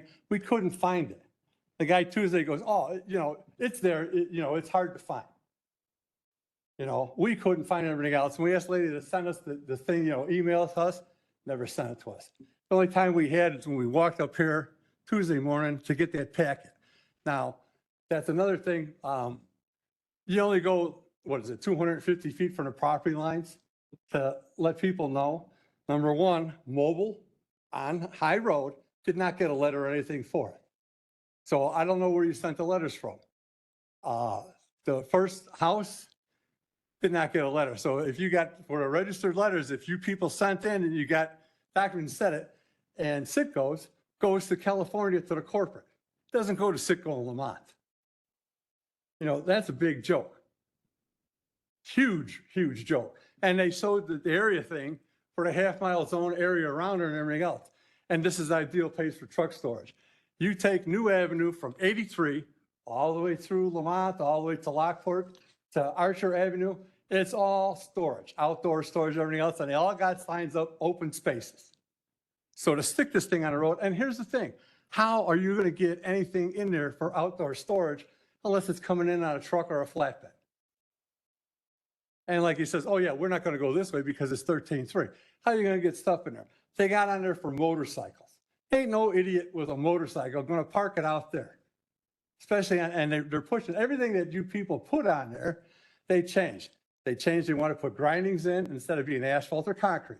They changed the privacy fence to an 8-foot chain link fence around it. And then they're going, well, we don't see why we got to put the chain link fence on mobile side.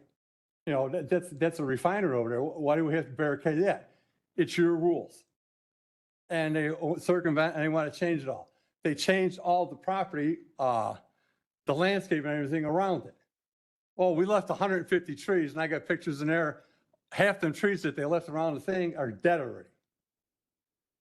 What you guys want, and Mobile's got it in the front of theirs. Mobile has 2 retention ponds on the front of their property. All the water from Mobile, and that's in there too, goes to 2 aqueducts that goes under. And that's why that pipeline on High Road is at 13.3. They can't lower the road because that aqueduct is almost flush with the road. If that would have been done, Mobile would have done it 7 years ago. Mobile spent $2.5 million to fix that road because every spring it runs up and it tears apart. They put you should know that riffraff that's on the side of that wall, Mobile put all it there. They dug that whole road out. They couldn't lower it anymore. They would have done it then.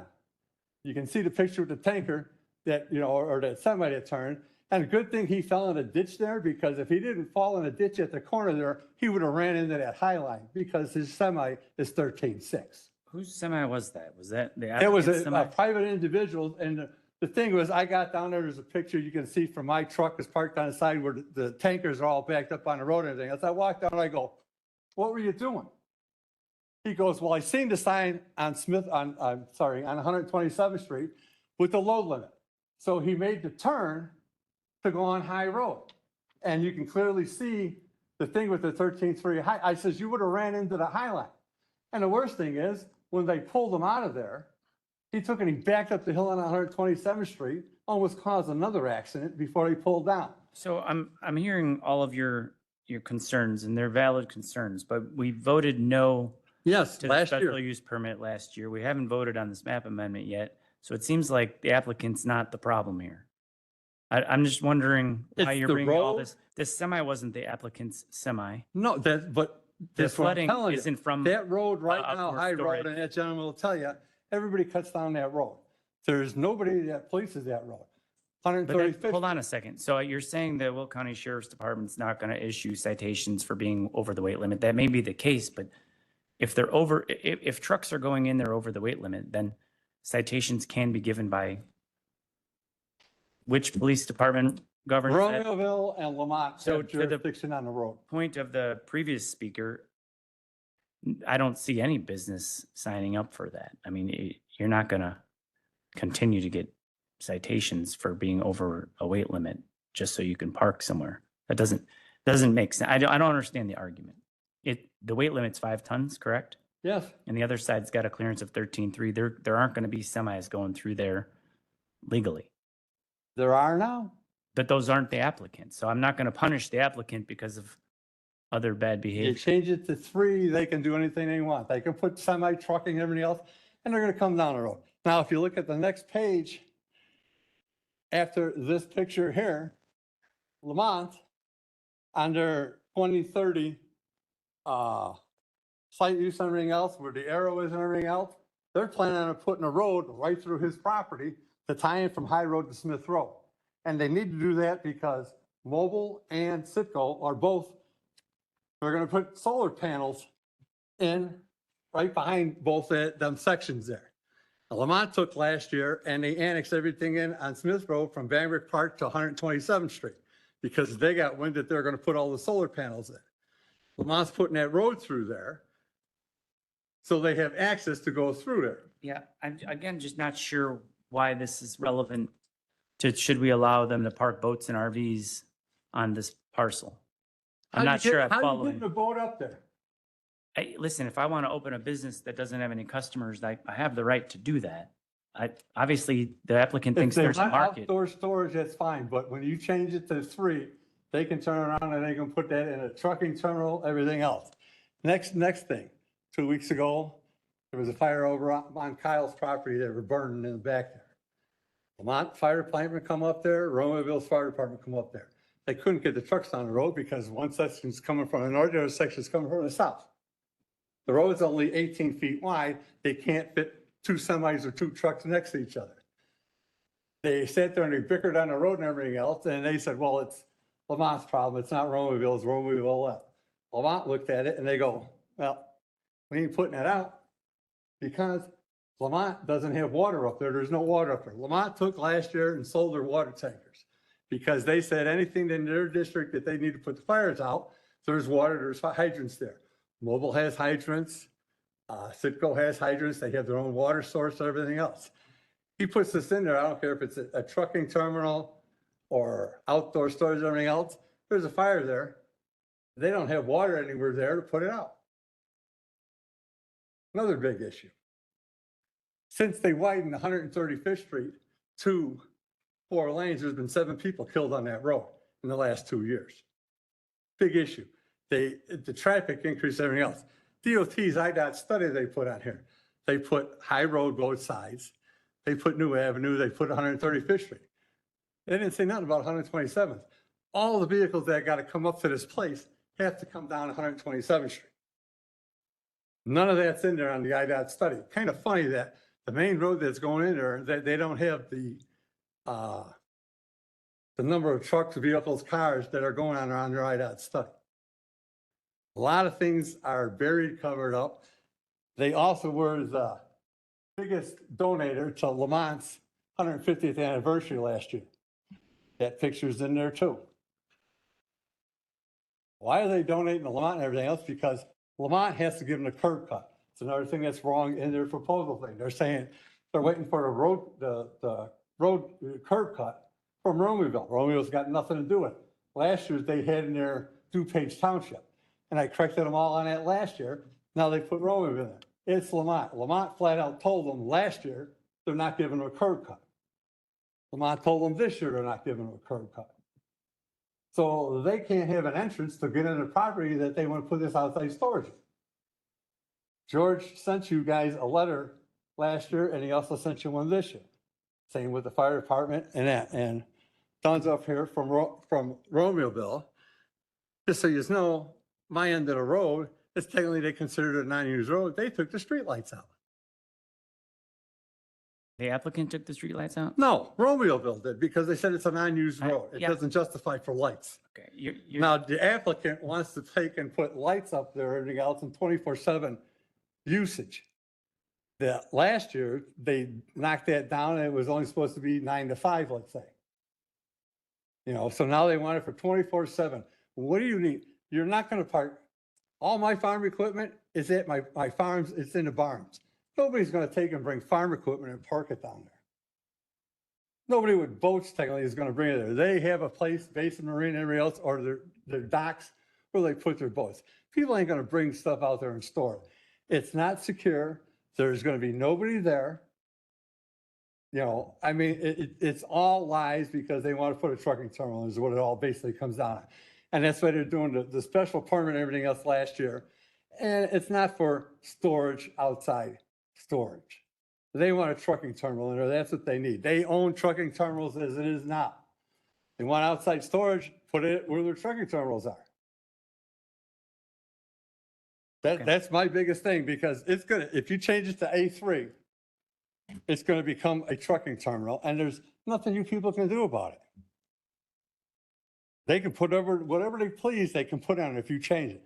They want to go back with a zoning variance and outside storage, I'm fine with that. Not trucking or anything else going in there. And you can look at Romaville's map for next year for their prospective thing, which is in their packet. Romaville's planning on putting a road right by the power lines coming down and tagging into that property. It doesn't make sense that you change this thing to A3. All right. Well, I appreciate you being here. Thank you for your comments. Thank you.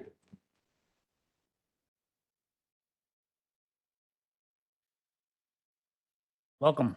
Afternoon. Name's Kyle Lepowski. I'm 13247 High Road, directly south. My biggest concern is water flow.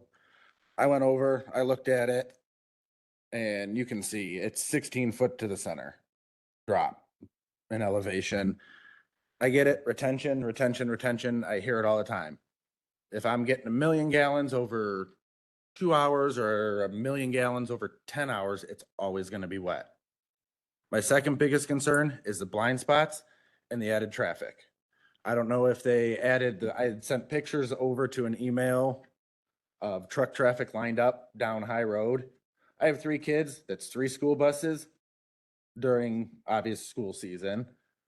You can't get 2 vehicles past. 90% of the time, the buses are backing into my driveway or using the backside of the property to turn around to head back out. My biggest concern is you got someone come flying down the road. It's kind of a blind curve. I know they've got pictures from the previous meetings and stuff looking up and down the road. You cannot see around the curve. I can't tell you how many times I go to pull out and you're guessing if someone's, 80 mile an hour down High Road. They get around that traffic because if you're coming north to south, you have to go into oncoming traffic when there's a line of trucks. And you're talking 17 plus trucks at a time. How is it expected to have somebody with a boat, a trailer, an RV to get down a road you can barely even fit 2 vehicles on? And I'm not worried about storage. That's not my thing. They want to do it, fine. The biggest concern is the safety of everybody else on that road. Everybody comes flying through it, cuts down it, and if that frontage isn't cleared back, and you got someone coming down and, Bob in his RV is trying to pull out, it's going to shut down a major road, for mobile, for me, for my kids. It's a safety hazard for me at this point. You get I-3 in there that then requires not for storage, but if someone else comes in, isn't that required to have sewer and water? What? I-3. Does I-3 mandate sewer and water be brought in to be an I-3 I don't believe for fire protection, future development? I think it would be based on what business is there.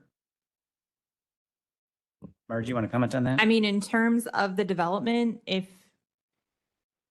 they're not proposing any buildings or sorts, it'll come down to the fire codes, but usually they do not need to tie into any type of municipal services if they're not servicing the property with, bathrooms or structures that would need fire protection. So going back to fire protection then, like we had mentioned, I had a fire going. Mobile had seen it, thought nobody was manning it. Fire department showed up and said, let it burn. They have no way to do anything out there. Who's to say someone's RV doesn't catch? And there's a line of stuff. That's my biggest concern is the safety of it now at that point. If I have something going, I've got equipment, I've got water. Are we proposing, there's a whole lot. I mean, you get the retention area and all that. But there's a lot of other safety concerns. Mobile's got retention areas. They've got hydrants pointed at tanks. They can put their own stuff out if they need to. Who's going to put out the massive fire if there ever is one? That's my biggest concern with it. Do you have a comment? Yeah, sure. Well, a comment / question. Isn't this something that we determine after this? So we're not there yet. After we vote on it and say, for instance, they're given the opportunity to have their business there, then it gets planned out with land use. Then they decide, whether or not these permits are proper and what's in all the fire stuff. So we don't decide that now, that they still have to meet certain requirements after they get on, such as fire. But okay, so I hear what you're saying. Some of it is, and I feel you more than you understand. The change in the community with the traffic, with the traffic and the blind concern. Like you guys are used to the blind corners, right? So you probably know to slow down because whatever. So we're gonna have to, as crazy or as terrible as this sounds, we're gonna have to pray that everybody who, say for instance, they're parking their RV in that particular space, that they're going to take the same care as everyone else to look around. But it seems as though all the traffic that you're talking about is now like the trucks or whatever on the small road that shouldn't really be there. This is all happening. Semis. Right, but this is all happening now. Like this business hasn't even done anything Oh, yet. correct. I'm not blaming them for any of it. Yeah, I know. So like, But the fact that you say you can't get a semi up there is a lie.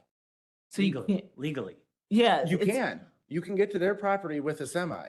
If you have a low boy with heavy equipment on it, as long as it doesn't exceed 13.3, you can drive a semi up there. You see what we're saying? Like But it's it's still- not that you can't have a semi up there. But it You has just to have be to watch 5 your height because tankers are up there all day. Is there a market for low boys with whatever? Well, you I mean, worded it, go back for 'em to to- fill up, they're entrepreneurs trying to start. And I get it. business. I'm not against it, but you can't say you can't get a But- semi up there. But I don't Because if think you it's have- fair. I don't think it's fair You for said you it, sir. guys to. You said you cannot, but you can. Thank you for correcting me, but Time out. Hey, I'm gonna bang this gavel here. You have to address me. We're not gonna get into a back and forth. No, I was just, Well, I wanna- okay. Respectfully, I'm gonna say the same thing if he talks to you. So I've seen this. I go do south. have a question for them though. You can ask me and then we'll, In developing the lot, we'll say 18 inches of gravel grindings going in. Does that mean 18 inches of dirt is coming out? Or are we building on top of everything? Because at that point, now you're adding more space and the low spots in this property already don't drain. So are we taking dirt out of the property to bring in all of this to develop parking? Or are we just going, hey, we're gonna level this out 16, 12 feet to the center, make it flat and retention this outside of it? okay. That is my biggest concern is, are we changing elevation or are we keeping it relatively the same? Is the parking gonna be? Because from what I see, it's flat. We're gonna give them an opportunity to come up. and But that's one of my other Answer big that. concerns with the drainage. Yeah. You, a question for this gentleman? Go ahead and ask your question. I'm not sure what it is. Oh, no, not for you. This is Okay. questions. This is questions. Okay, got it. And then as for, obviously next door, we've got pictures that show we have stuff outside and all that. We are actually cleaning up a lot of our property. The pictures are very old from what I can tell by the equipment, but we've actually been processing dirt, getting rid of dirt and actually cleaning up a lot of our stuff too. So to say, oh, look what he's doing next door and here's his drainage issue. No, we're cutting dirt down to try to keep the water where it's supposed to be. Got it. Okay, well, thank you Thanks. for your comments.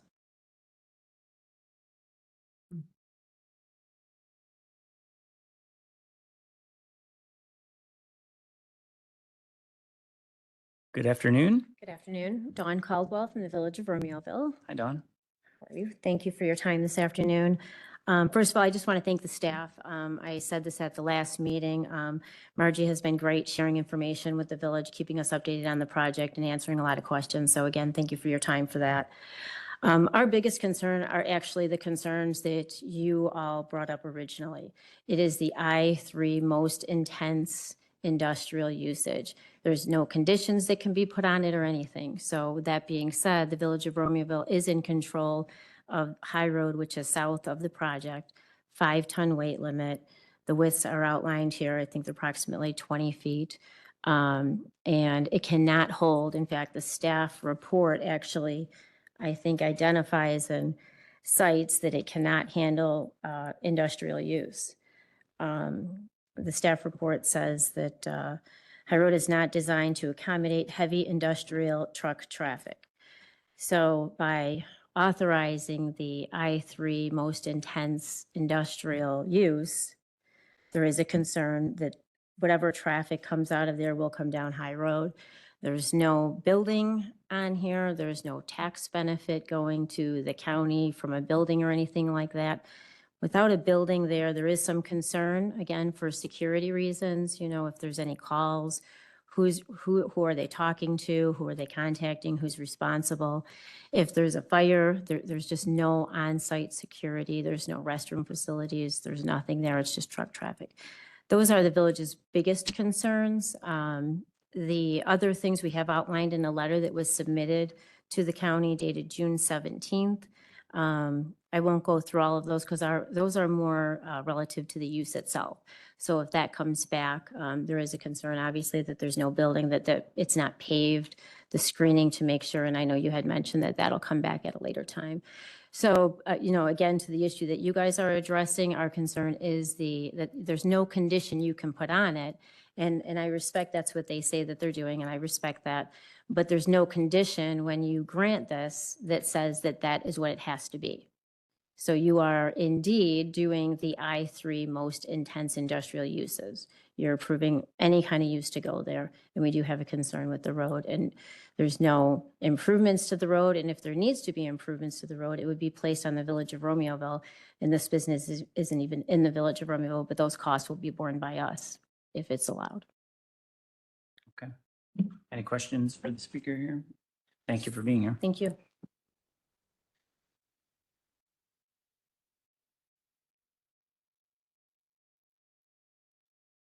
Welcome. Thank you. Aaron Maspuchis, Morris Engineering. I'll try to be short. So we did prepare plans for the overall property with the layout, with the boat and RV storage, the spots and everything else. And obviously part of that, it was a stormwater. I think that's what we're talking a lot about, from the neighbors, the stormwater is an issue, right? So the pond is centered in the middle of a property where there's currently low spot area is. And I think in one of the photos, you can see that there is a little water sitting, I think in one of the photos. And basically the elevation of the center of the property, we're bypassing the flow the way it's going right now. There's no changes. As you come up to the sides of it, I think there's a little cut and fill balancing, I think, to flatten out the slopes, because I believe coming towards the east, it's a lot steeper at the end of the property. So I think this is just gonna be cut and, to balance the dirt. Orange Crush did come out, I think, a year ago. They took 20 borings to see what's out there. Obviously, with a development like this, topsoil's got to go. But we try to minimize any haul the best we can because, again, it affects the road, it affects everything. Typically, with a development like this, I think the construction activities, again, if you're using Romeoville Road, typically there's a bond in place for the roadway damage, whatever could happen. Because again, you have to have some equipment in to make this happen, right? So usually I think that gets covered, and if we damage something, we would fix it. Now, as far as the future development, again, with the rezoning, if roadway improvements needed, they have to go through the Village of Romeoville or Lamont or Sitco, right? So you cannot just come in and say, I'm doing the road. They have to agree to it, they have to approve it, there's a process. So the cost of any kind of roadway development, if required, for any reason, it would still come from developer. But I think the village can just say, no, it's not happening, Now, the stormwater, I think what I wanted to also show, the photos that you guys got a little bit to look at it. So it's looking to the neighbor, and I get it, he's cleaning up and everything. But when, people talk about the stormwater issues, the property flooding and everything else. I mean, if you look at aerial, that property keeps growing as far as the impervious surface. I don't see a pond. I don't see him building his own pond. I don't see him going through the approval process. The last permit, I think, was pulled in 08 or 09. We got a lot of roofs out there. We have a lot of gravel being, on the property. If they're really concerned, they probably should build a pond, right? To comply with the ordinance, with the county rules and regulations, the way we're doing. So we're not trying to build the parking lot right now without the permits. The permits are there. They spend a lot of money for it. I think our pond, if I'm not mistaken, I think it takes 3-acre area, and I think it's 4 foot deep. So, I mean, the bounces, there's a lot of volume. 20 acres property, our pond, I think, is 3-acre size. I mean, if we call an inch or 2 or whatever range, our pond with the restrictors and everything else. And we did talk about the 2-stage restrictor to even slow down the water even more, which is beyond the county ordinance, to help out the neighbors. But I mean, we'll be happy to work with them. I think what we're not happy is on the photos, we see some berms being built, some water redirected. And again, if it's helping the owner, it's downstream. It's not really affecting us unless they build up the yard, so it blocks our flow, and now we have standing water on it. But we could, work together, because again, if the discharge point, we have to move something 10 feet, 20 feet, 50 feet away, the pond is big, right? We got a couple 100 feet of room to create a discharge location where it works with the neighbor. If he's trying to fix something and he knows his property, I mean, we can work with it. The water runoff, I think restrictor, I believe, is like 6 inches or 8 inches. His culvert on the property, I think Tuesday I was corrected, is 20-inch culvert. So we're putting 6 or 8 inch pipe discharge into 20-inch culvert. So if his property is not flooding him, out by having all that gravel and it's not infiltrating, I don't think it's going to be us who are going to contribute that amount of water. The water is still coming, but it's a lot slower rate. So I think I just want to address those few things, and I don't know if I missed something or. Go ahead. All right, so I do have a question about, the gentleman mentioned that Lamont is not going to give you guys a curb cut. Is that not true, or? I personally did not talk to Lamont. There's an existing curb cut at the entrance to the property. I think legally every property gets the entrance. I think typically what it comes with is, again, the improvements needed. If the Lamont says, okay, we need, because the Romeoville, for example, you got 5-ton limit, so there's no way to turn around for the trucks. So what could happen in front of our development, they might say, give us the hammerhead or like something like a cul-de-sac, right? So people got the room to turn around if you got there by accident, let's say, or you cannot travel through. So there's conditions because we do need their entrance permit, I think, because the highway department is not there anymore. Okay, so you don't have it. I don't have the in writing, or, I didn't talk to them. Okay, and my next question is, as was mentioned by the representative from Romeoville, there's not going to be a building, is there? And I know sometimes there's like a little house or a little place somewhere where it could be a manned station or something like that, or is that possible? Or is that something you guys are thinking about, or no? I think the last plan did show some washrooms, which is going to be, again, the portable setup. And the dumpsters, the dumpster pads and everything. Right. So all that was already on the last review. And fire protection? Incorporated. I know that you're not going to sell that now, but have you figured out the fire protection? We did go through the list. The fire department gave us the list of their requirement, because I think it was a letter. So, the gates are built to their standard, the security and everything else. I think the concerns that I remember that were in the letter were addressed, from them. Definitely, obviously, there's no hydrants, like it was mentioned. And without the hydrants, it's really hard to put the building up. Because again, you need to sprinkle, you need to provide the fire safety because there's people working. So the operation, the thought process was it would be, there's no like a guardhouses or anything like that, right? For the business. So I don't know. Okay. That answers? Thank you. Did you want to? Yeah, please. Unfortunately, my handwriting's awful. I had to type my bar exam, so I'll try to see if I can remember these, and you could correct me if I have any. Mr. Wilkes opposed this when there were all the restrictions, and everyone else opposed it back at that time. Now that we're saying I-3, they keep saying trucking, when we keep telling you we can't do it with this particular road. We can't do it. And if there's a place for I-3, there's a place for I-3. In terms of notice, we were given the list of the surrounding owners. We did get the certified mails back, including Exxon, including Citgo. In terms of the signage, July 1st is the date. One of the things that was mentioned is that there is a sign on the property that says for sale. Yes, and that's part of market analysis with Mr. Garland, who's here as well, can speak to that. That you then see that that's why people are responding to outdoor storage, and that's something that works here. It doesn't make sense in terms of what people said in terms of bringing in water for building buildings or anything else, that it really doesn't work unless you put incredible amount of infrastructure on the roadways, which we don't control, and which we would have to put a lot into. They're said that my clients have a trucking company. Yes, they have a company called Venera, which is a trucking company located in Romeoville, but they are also investors in a company called Aaron Holdings. In fact, I've done work with them for a condominium development in Downers Grove. They also have another property that's close to here that's undeveloped. And so from that standpoint, the fact that they're truckers does not mean that they cannot do something else in their life, which is construction and doing other kind of, work involved in real estate. He said that they contributed to the village of Lamont.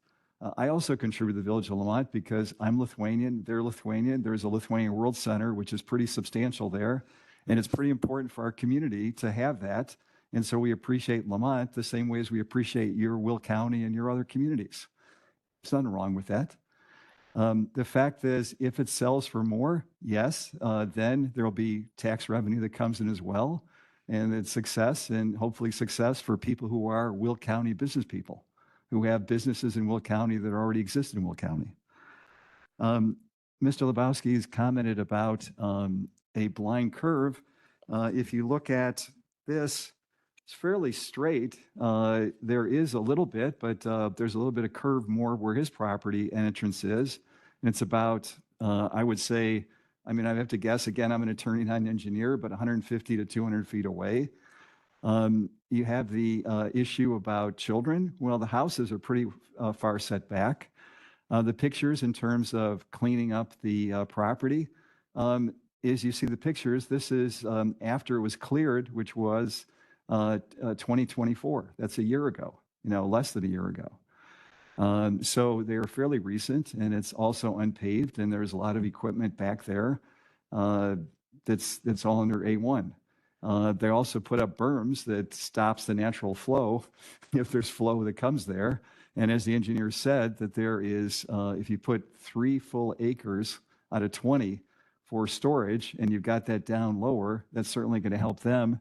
And absolutely, if we're approved, we have to go through the whole permit process, which we're pretty far along, and we welcome, their comments, their objections on that, because we've got to accommodate that. We got to accommodate to the extent that it's downstream. And I think I've addressed most, but I can't read the rest. Thank you. Okay. And then I see you wanted to come back.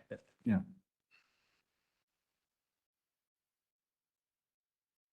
Just, again, Dawn Caldwell, just to clarify, I know the staff report does say the Village of Romeoville has the curb cut. There's been mention about Lamont. It is a confusing area because it's both districts.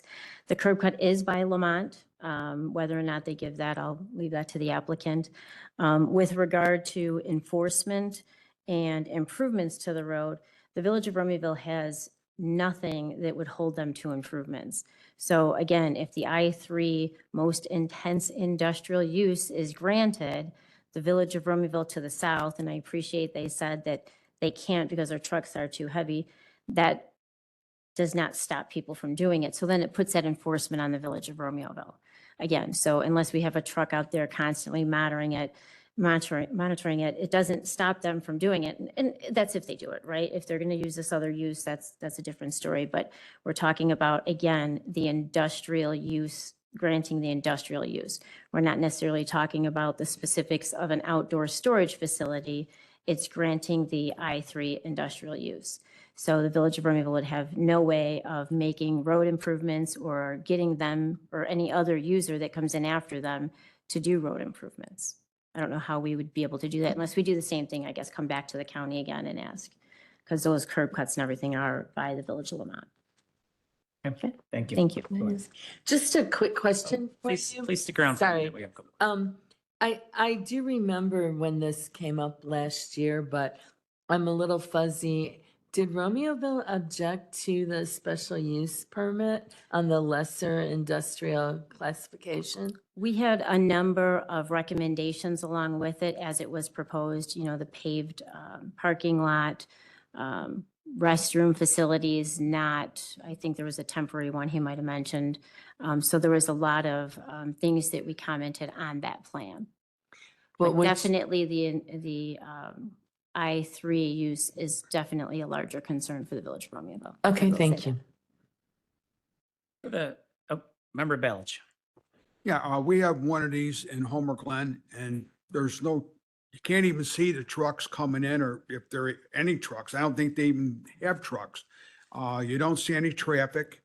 It's just, it's like it's there, you see it, but you don't see people going in and out or or anything going in and out. So they must be doing it at night or there's only a handful, so you have to be there when they come. So it's a very, very low traffic thing.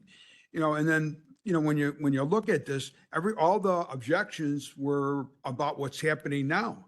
And the applicant isn't the problem. So, if I was the applicant, I would get aggravated and I'd say, okay, I'm not going to do it no more. I'm going to get a pig farm and I'm going to make a pig farm here. It'll stink everywhere. And guess what? That's by right. So you don't have to get any special use permit. And that's what I would do. And I'm sure if a gentleman that owns this got aggravated enough, he would do the same thing. And then they'd beg the storage unit to come. I keep thinking in my head, a lot of times when we hear this stuff, people don't realize that this is better than what could be. There's things that go up and people complain about liquor licenses, this and that. Well, you could put strip clubs in where they're at and they don't have to serve liquor. Do we want that? No. So it's the same principle here. This is not an intense use. So and everything around it is industrial. So, I don't get the argument, and they're not responsible for any of the flooding or any of the rest of the garbage that's happening right now. So I'm in favor of us, moving ahead on this, but I know I'm not on the committee, Yeah. but I'm going to have to vote on it, I'm sure. Yeah. But Well, you're Thank right. you. I mean, when you have storage, people don't come daily, even weekly. Sometimes they come once every several weeks and then they have to return it after the end of their trip or after they went boating, but then they don't use it again for a week. It's not going to add a lot of traffic. We all agree with that. I think the hesitation here is literally the I-3. So I just want to make sure before we vote on this, because I don't know where it's going to go with the full board. I don't even know where it's going to go with this committee. But going back to the special use permit, which we said no to, what would be our options on that? If we decide as a committee right now, we don't want to make them wait till August to reapply at least, could we expedite that? I don't even know. I haven't talked to them. I don't even know if they want that. I'm just trying to put it out there so they know what their options would be. I think that would be a discussion to have with the state's attorney too, to see if the conditions really have changed. All right. Well, we don't this ask Matt request. questions for months at a time, but we're coming back to you again. I haven't been able to look at all the factual details, but I haven't heard anything said today that would indicate substantial change here. Then again, limited. Okay. Well, you have to have a substantial change for the board to reconsider the no vote. So, Yeah, I can tell you since 2024, there really have been no change circumstances. It's the same street. There's no other development that's been put up there. I mean, it's just not there. And then we've lost a year. We put hundreds of thousands of dollars into it. And basically everybody's saying this is classic from law school, parade of horribles. What's the worst thing that could happen? And in here, you got my client is paid, as Mr. Wilk said, $2.7 million for the property, hasn't been able to use it for 2.5 years. He has put hundreds of thousands of dollars in terms of engineering and everything else. He then puts in the surface, puts in the retention, puts in another hundreds of thousands of dollars, if not even more. And then you're going to say, okay, all of a sudden he's going to put up some industrial building, or all of a sudden somehow convince Romeoville to change 5-ton limit, somehow convince Lamont to change, or somebody, Citgo, you're going to raise this 13 feet 3 to something else. yeah. We don't have it. So like I said earlier, I think it's a great spot for what you're telling us you want to use it for. I do think your client is being blamed for everything that's going wrong over there, which none of it's their fault because they haven't even started a business there yet. And that's unfortunate. And I guess we're going to go ahead and vote on this and we'll see where it goes. But Thanks. yeah, thanks for being here. I'm not going to let you come back. We gave you a lot of time. You know what? We were very, excuse me. we were very generous with our time in your first comment. So we're going to go ahead and move along here. I think we're prepared to vote unless you have any other. Okay. So we're going to vote on let me read this again so that we know it's been a while. Zoning case ZC 25052 is a map amendment from A1 to I3, DuPage Township, 13141 South High Road, Romeoville, Illinois, County Board District Number 9. Please call the roll. Frankie Pretzel, Yes. Sherry Newquist, Herbert Brooks, Yes. Raquel Mitchell, Yes. Denise Winfrey. Passes. Okay, thank you. Congratulations to the applicant. Next on the agenda, zoning case ZC 25054. This is a map amendment from A1 to E1, Wesley Township, 20139 West Mantino Road, Wilmington, Illinois, County Board District Number 1. Can I get a motion and a second, please? Second, Mitchell. Okay, we have a motion and a second. And Jesus?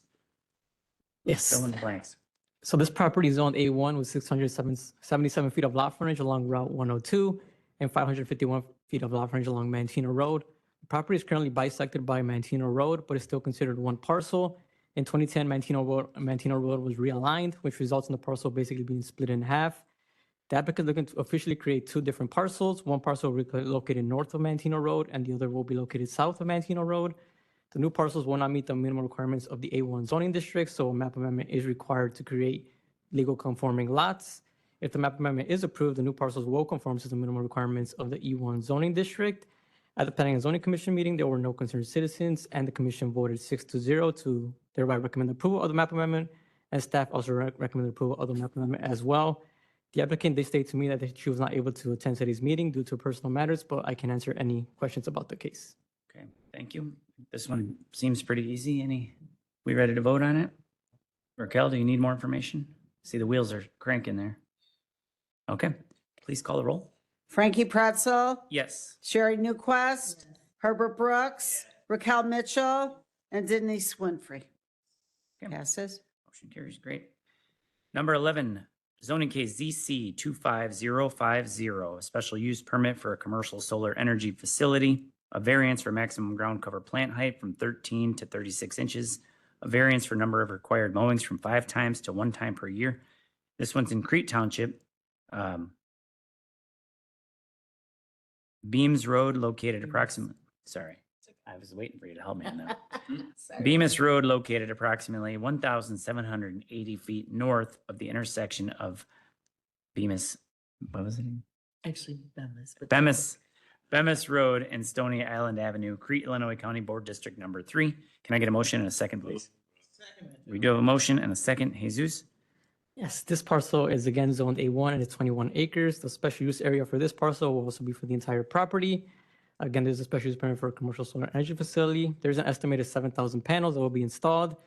Equipment will be centrally located, which is approximately 428 feet from the eastern property line and 557 feet from the nearest home, which is located south of the property.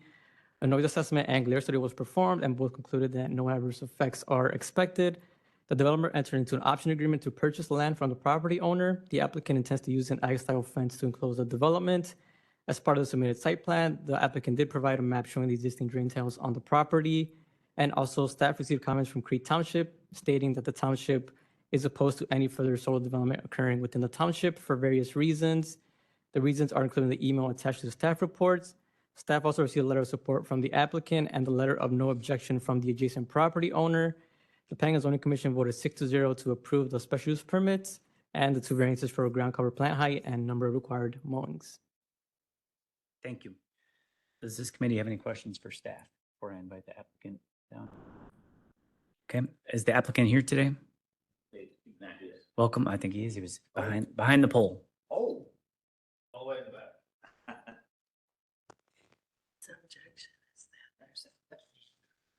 Mr. Chair, Commissioners, good afternoon. Jeremy Price, Senior Project Developer. Good to see you again.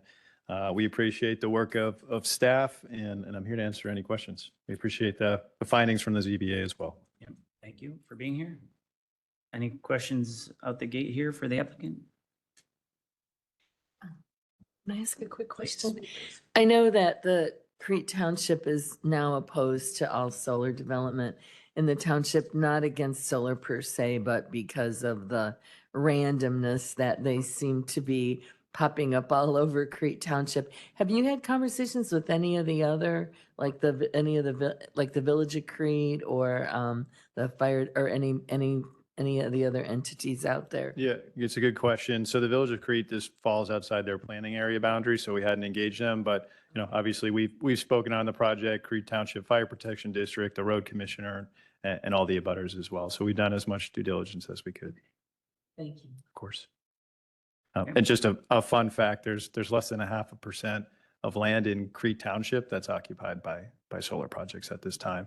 And it's based in an agricultural area and surrounded on 3 sides, actually 4 sides by agriculture. That's true, but we've had an awful lot of, we've got a lot of approved projects, many of which have not been started, or I don't know if they ever will be started at this point. So thank you. Thank you. Thank you. Ready to vote on this? Okay, is there anybody else here to speak on this case? Anybody here to speak on this case? This is your chance. Okay. Dawn, go ahead and call the roll. Frankie Pretzel, Yes. Sherry Newquist, I'm a no on this. Herbert Brooks, Yeah. Raquel Mitchell, and Denise Winfrey. 3-2. 3-2. Okay. Passes. Motion carries. Thank you. Congratulations. Take care. Okay, that concludes new business. On to other business. We have a solar status report. Oh, I'm sorry. I'd like to make a motion that we. Turn your mic. fix the Comments to come early to a very ill person or other issues. Oh, I'm fine with that. Yeah. But you're making a motion to go out of order here. Yeah. Second, Winfrey. Okay, all in favor? Aye. Any opposed? Okay. Good, thank you. Yeah.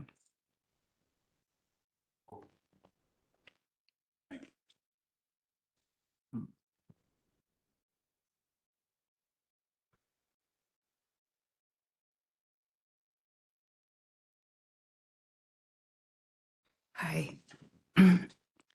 My name is Tracy Henning. I'm a resident of Will County, and I have a lot of issues to address. I just don't know which ones I should be appropriately addressing here.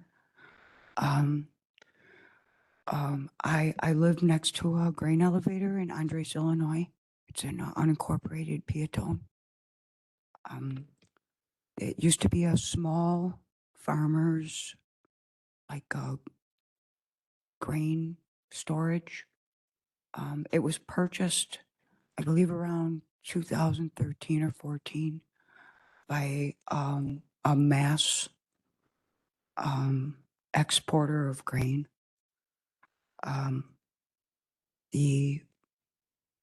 Every time we've tried, we've come up with issues living at the property since Scholar had taken over. We tried to address them with the employees at Scholar. I had one employee walk in the front door uninvited. I've been told to get back in my effing house. I have been diagnosed with toxic grain dust syndrome, which has turned into lupus and fibromyalgia. I am sick.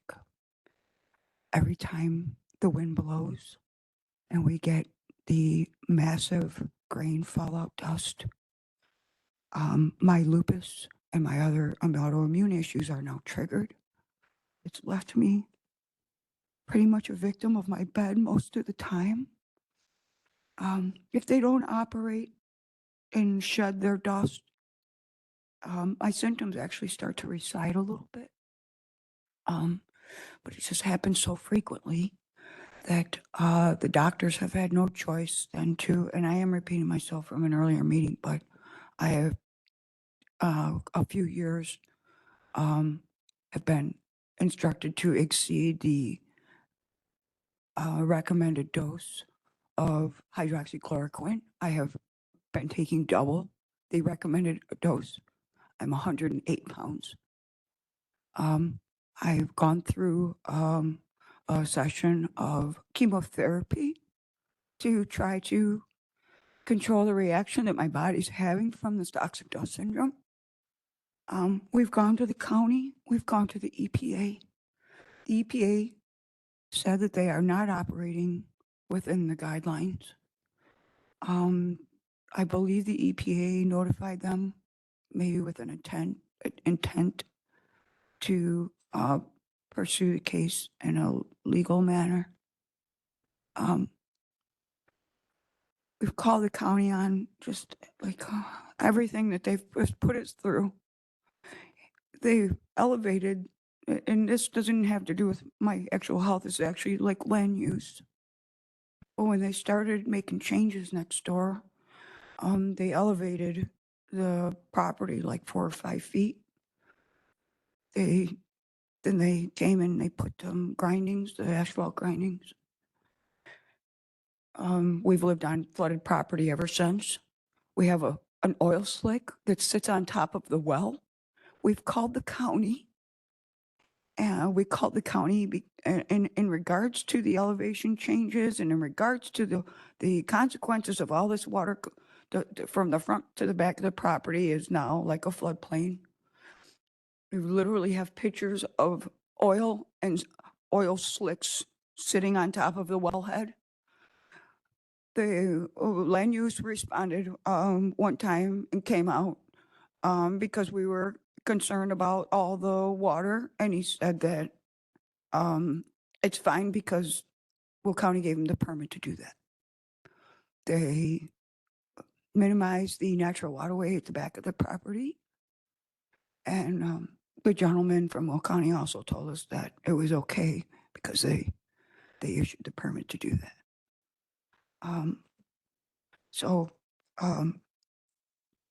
Beyond what I am not the homeowner. I am a resident. I live with my friend. It's Chris Strable. He's in the blue shirt in the back.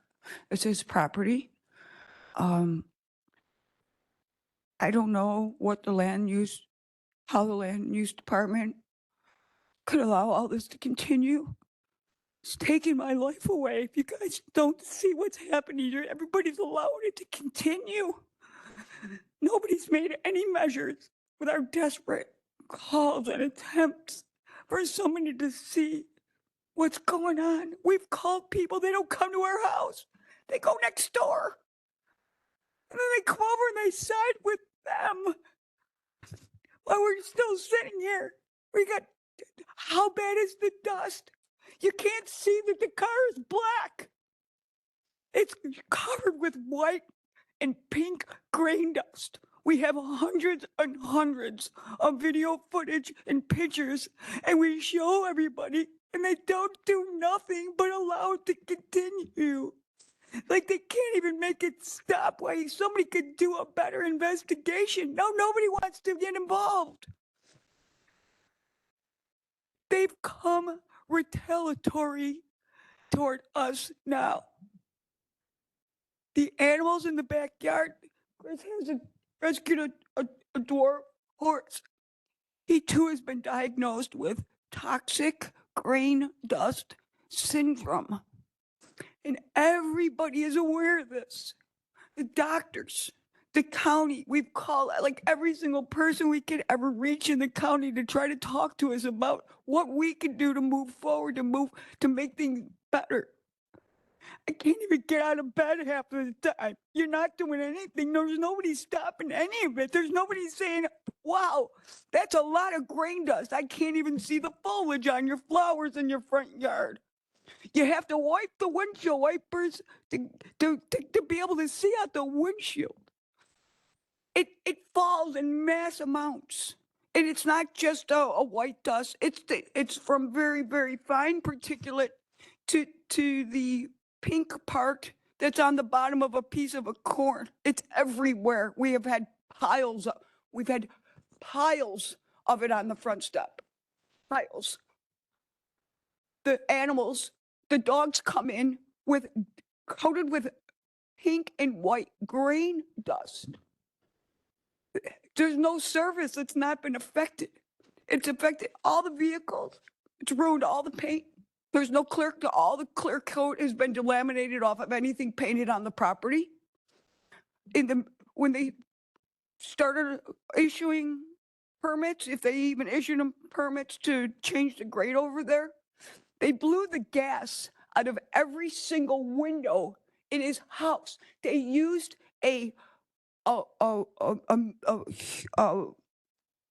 one of them big dirt earth movers with the big huge scraper that they would use on a property that was 100 or 200 feet, acres. They used it on this small elevator grain property. We went over there and said, listen, you knocked the picture off the wall. There's glass broken. The whole house is shaking. And Chris has the windows with the 2 pieces of glass. Every single window, the seals were broken out of the window after that. They would do nothing. We called the county when that happened. County said, we gave them a permit to do it, so it's okay. Okay, I'm just trying to give you some of the situations that we have experienced where we've come to the county and said, can you take a look at this? Could you refer us to how we handle this situation, or maybe you could protect us a little bit? Maybe, we're 2 little people. We're not rich. We're not super intelligent.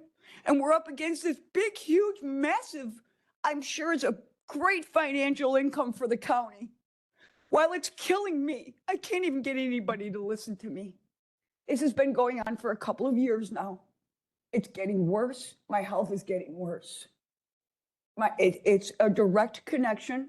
I got 2 medical reports, 2 different facilities saying that I have toxic grain dust syndrome. Again, if the EPA said they're aware that they do not run within their guidelines, they don't shut them down. We also learned they don't even have any operating permits. They have not had any operating permits since the new people took over, which was in 2013 or 2014. I don't know what to do. I don't have the means to leave my friend's house. I don't have the means to find somewhere else maybe I could maybe reclaim some of my health. No, I wait for the dust to fall, and it's a matter of a few hours after we have a big grain dust fallout. I have fevers almost every day of my life. I have rashes. When the dust falls out, it takes about an hour and a half, 2.5, 3 hours, and the symptoms, I can't make them go away. They come. Would you like to see an example of any of this? I don't know if videos are appropriate here or not, but it's ridiculous on. I just don't know what to do. This is ridiculous. We call the police. They don't want to have any involvement. No, so there is listen, all I want was for them to maybe control some of their dust fallout. So thank you. First of all, I'm really sorry. I can tell, this has been really hard on you. It's the first time I'm hearing about it, first time I think this committee's hearing about it. And yeah, we've been trying to talk to Judy Ogala. She's been blowing us off about 8 times now. So yeah, nobody will so talk just to know us, that so. this meeting's being recorded and someone's taking minutes. If you Okay. can just state your name and address Yes, sir. right Yeah. now. Yes, sir. My name is Tracy Henning. I live at my friend's house, which is located at 28521 South Route 45. It's Peatone, Illinois, 60468. The town that we actually live in is the small town of Andres, located on Route 45. There's a population of about 20 people. I recently learned that the woman that lived across the street was also diagnosed with Sjögren's, another autoimmune disease. And the next house to the north of the grain elevator, the mother and her 3 children have all also been diagnosed with autoimmune diseases, and they moved. They moved out. They were able to move away from the situation. So it's not just me being the isolated case. Yeah, very sorry that you're going through this. We will look into it and get back to you on this. I wish there was something I could do right now, honestly. Okay, thank you. Thank you very much for hearing me. Thank you. Thanks for coming. My name's Chris Strabel, and more on a legal aspect on this company. It's an intermodal transport hub, which is not zoned, they're zoned I-2 right now, which under your laws are supposed to be heavy industrial.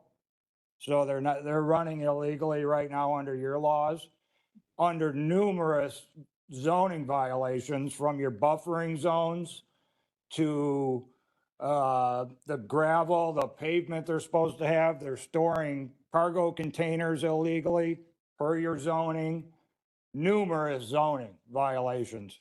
Now, the EPA has contacted them. They have no EPA operating permit for the last 10 years. So the EPA is intent to sue them now. They've sent them the letter. I've now contacted the Illinois Attorney General, is now going after them for the pollution. They're not filtering their dust. If you've seen these pictures, it's crazy, covered daily. The noise, 24 hours. They run 12 months a year. This isn't harvest time. This isn't an elevator. This is a global grain distributor, one of a $6 billion company. They are over 100 semis a day run through this right next to our house on a gravel lot that they've raised 4 feet. So not only the flood water, the dust, the way they load is illegal. Their aspects of loading are all illegal per the EPA, per all guidelines. Their socks they use, their non-filtering of the thing.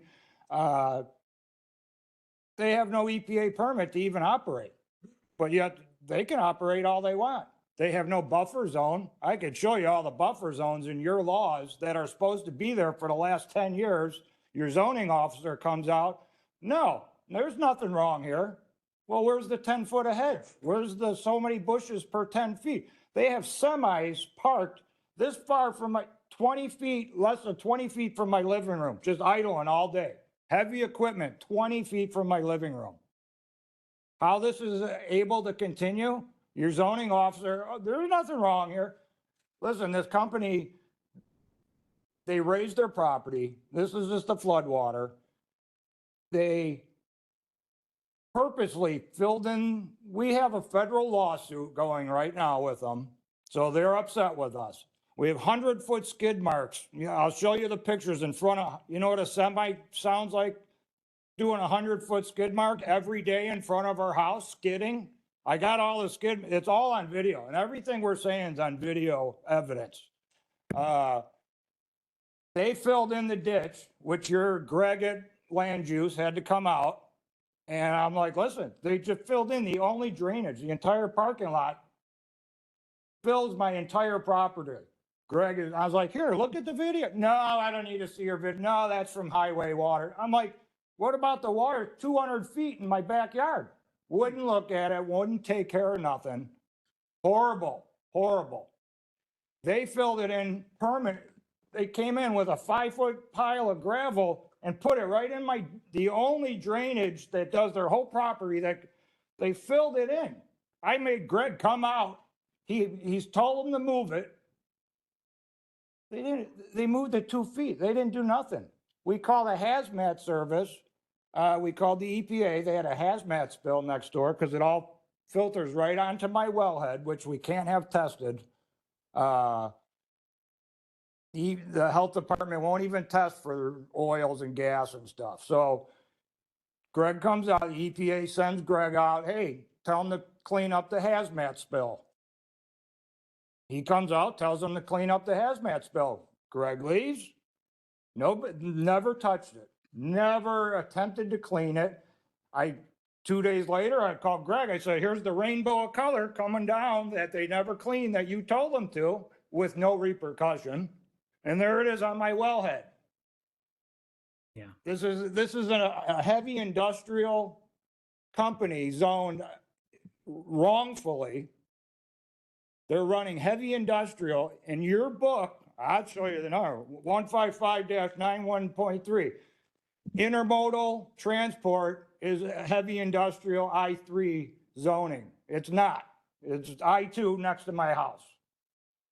So the zoning is improper. The company should not even be in business at all. And I got all your numbers on, I went through all the zoning. Cargo storage, pavement, they need minimum 20 acres to even store cargo containers. They got 14 acres. They're not, anything they do, they're not even allowed to do per Will County laws. We don't know where else to go with this. Yeah, well, thank you for bringing it to our attention. Like I said, this is the first, I think we're hearing about it, and we're going to look into it for you.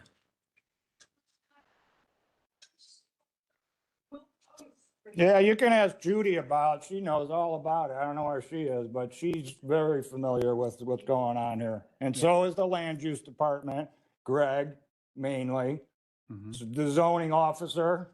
But I appreciate it. If you can look into it, that's all we're asking. Yeah, I mean, I see you guys are going through a lot, so I feel for you, and I promise you, we're going to look into it. That's all we ask. We appreciate it. Yeah, thank you for being Thank you, here. And Speaker. I know that, it wasn't easy for you to be here today, so Thank you very much. thank you. I know the other young lady was here to speak about the tiny homes, I think. Okay, she is living in that home. Yeah. Without a permit. They're dumping waste.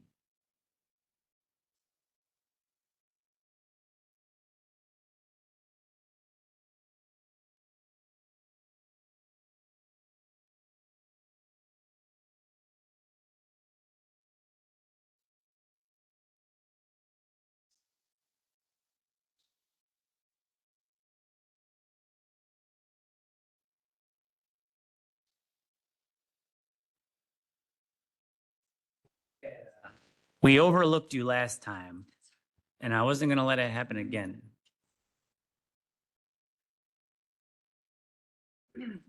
Thank you for being here. Thank you so much for. And don't assume we all know your name, please. Okay, yes, my name is Lauren Herrera, and sorry, I have it. I'm like, give me just 1 second.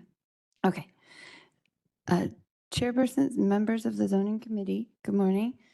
Good afternoon, and thank you for the opportunity to speak today. My name is Lauren Herrera, and I'm a resident of Will County. I'm here to respectfully urge this committee to adopt Appendix Q of the International Residential Code, commonly known as the Tiny House Appendix, into our county zoning and building ordinances. This appendix provides clear and safe standards specifically designed for homes under 400 square feet.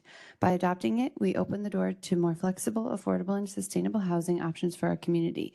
This is not just a theoretical idea, it's already working elsewhere. For example, Mendocino County in California has adopted Appendix Q and is seeing positive outcomes. Their approach has enabled more residents, especially seniors, young adults, and working families, to remain in or return to their communities. Tiny homes are not a one-size-fits-all solution, but they are a powerful tool in addressing our growing housing challenges.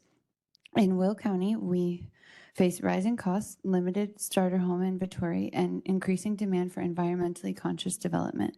Appendix Q ensures these small structures are built to safety codes while allowing for the design flexibility needed for efficient small space living.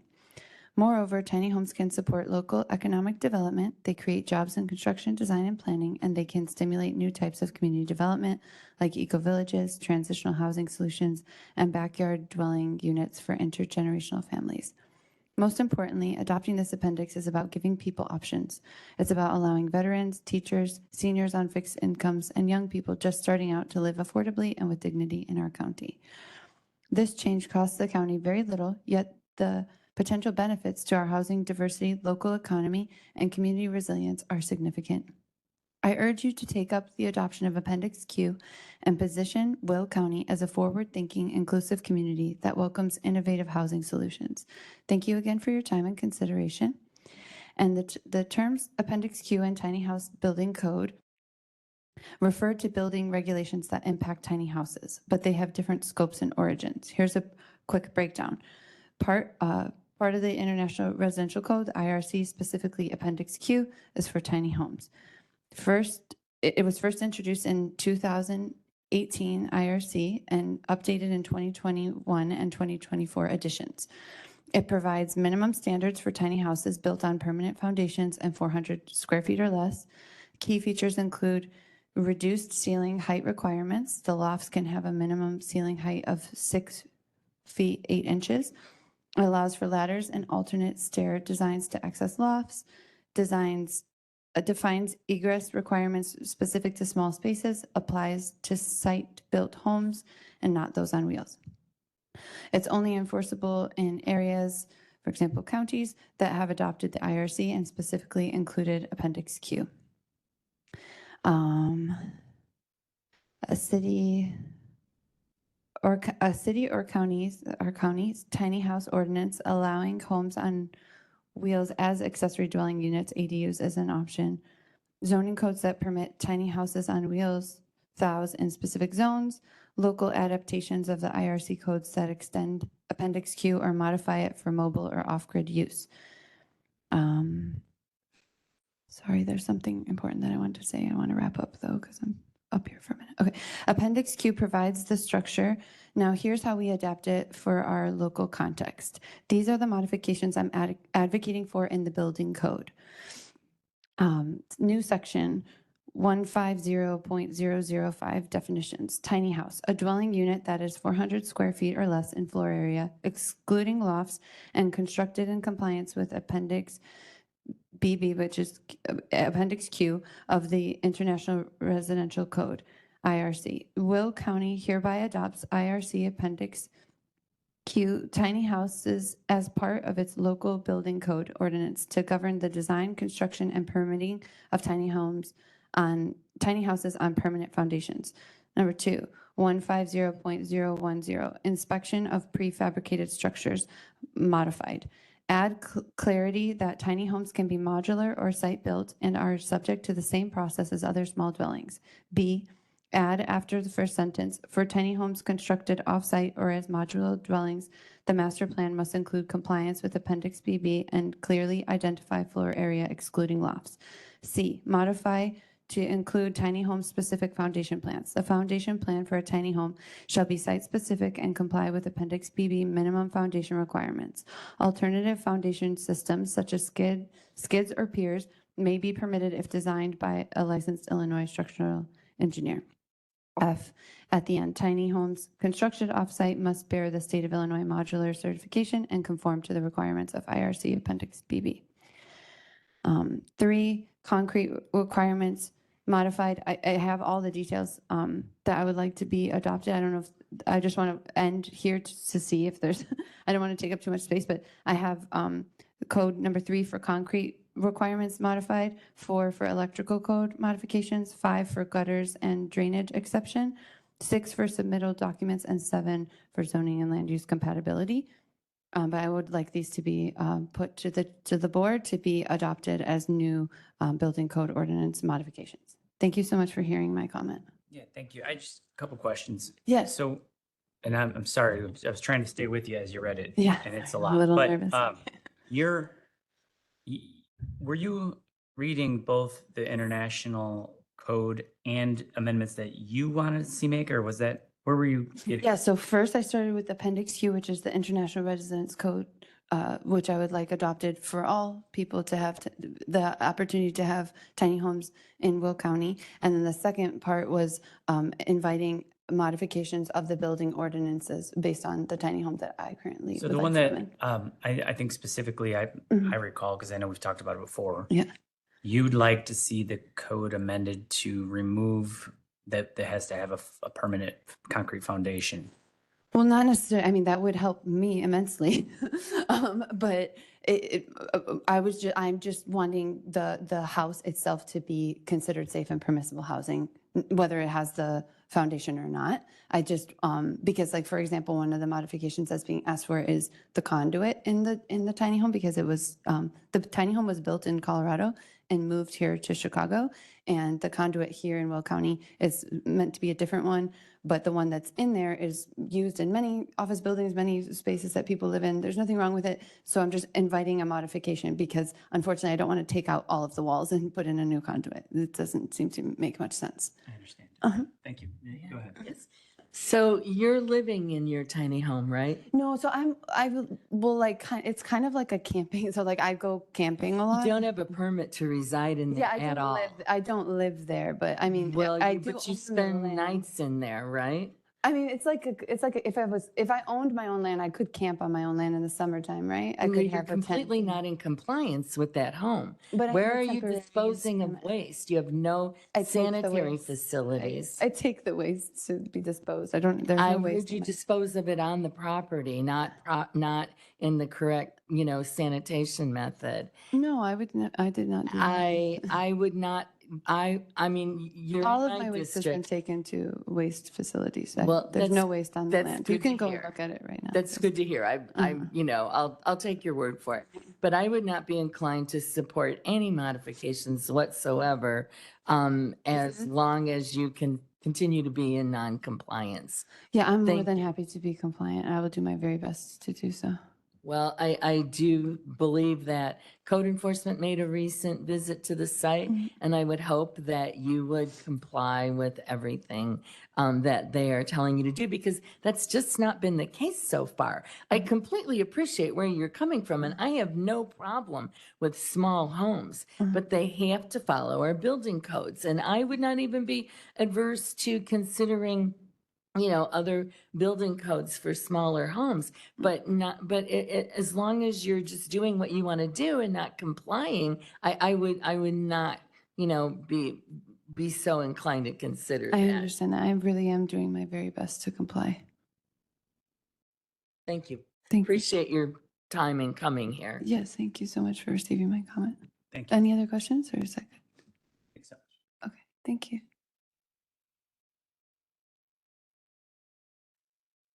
Do we have any other comments today? Any other holdouts, people willing to sit here for that long?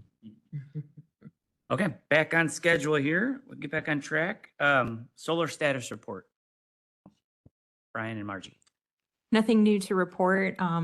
We could see in the next meeting or so if we can update the atlas and provide that handout that we did a couple months back with some of the approved zoning cases and statuses with that. Good deal. On to temporary use permit discussion, Brian. Thank you, Mr. Chairman and members of the committee. A few meetings back, Board Member Newquist asked me to look into the temporary use permits. It was assigned to this committee by this committee here. And for today, I prepared an analysis of all the complaints that we've received on temporary use permits, trying to identify maybe what the problem is. I'll just start out by saying, since we started SmartGov, which was in the summer of 2016, the county has issued, we've received 174 temporary use permit applications. Of those, 99 required Planning and Zoning Commission approval prior to being able to issue them. So the ordinance classifies them two different ways, ones that can be approved by the zoning administrator, and then ones that can be approved by the Planning and Zoning Commission. So 99 of those have had to go to PZC. So over that same period, PZC has denied 3 temporary use permit applications, and the department has denied 1 of those. So 4 have been denied of the 174. Additionally, 2 previously issued temporary use permits have been revoked. So the department revoked them because they were not complying with the conditions of the temporary use permit. And 1 of those was from the PZC, and 1 of those was zoning administrator approved. So over that same period, we have received 12 complaints from all of the temporary use permits of 174. 4 of them came specifically from one property. So 4 different complaints about one parcel, one temporary use. There were 17 other properties in the database that they had applied for the temporary use to, as a means to temporarily identify or correct their violation while they pursued a zoning change that would allow it on a more permanent basis. Like Caleb Chemical was an example of one of those, if you recall that case. So they got a temporary use permit to store the trucks, and then over the next year or 2 years, they sought the zoning change, and that ended up being approved. So that's an example of that. But what I found that basically of all the complaints that we receive is that they come from basically one provision in the zoning code. And it has to do with the fact that if the temporary use is not listed as a permitted temporary use by the zoning administrator or by the Planning and Zoning Commission that requires commission approval, then it has to go to PZC for approval. So most of our problem temporary use permits where we receive complaints are ones that are just not listed in the code and they require Planning and Zoning Commission approval. You're definitely aware of the one that at Balmoral. That was probably the one that we received the most complaints on. The second one is now this tiny home property. So of all the temporary use permits, we've received the most complaints from those 2 properties. So that's, I tried to point it to the section of the code that's causing the most problems. So, I'm looking for direction on what part of this ordinance you'd like to see changed, or, you'd like us to bring forward some potential solutions for you guys to evaluate. Brian, I really appreciated the thorough job that you did on this. I mean, when I was reading it, I was like, wow, that really doesn't sound like much, I think for me, the main issue, and Balmoral sounds like a one-off, it doesn't sound like this has happened otherwise. But for me, it was essentially, we were giving them a temporary use permit to run a business. I mean, in everything I've read and all the information that Dawn sent, which was also incredibly helpful, I don't see anywhere in our temporary use ordinance that says you can basically give a new business, a use that wasn't a temporary use. It wasn't for an event. It wasn't for a specific reason. It was an ongoing business concern, and it lasted for years. And that, to me, doesn't really seem to fit the temporary use at all. And then with the tiny home situation, did they revoke her temporary use? So that permit is issued, but not for occupancy. It's just issued to be on the property. In order to occupy it, we needed the septic field installed, right? Which hasn't occurred yet, but we do have the approved plans from the health department, and they have been submitted to our office. And most recently, we received the foundation plans, which the septic field and the foundation are connected because you have to put the pipes through the foundation. Right. So but the temporary use just allowed her to have the structure allowed on the it to have property. it there. Right, So okay. that's not complete, but we did receive additional complaints in the past couple of weeks, and our inspector was at the property, I believe, either yesterday or this morning. Okay. And has evaluated the situation and will be contacting the permit holder now to identify what the concerns are.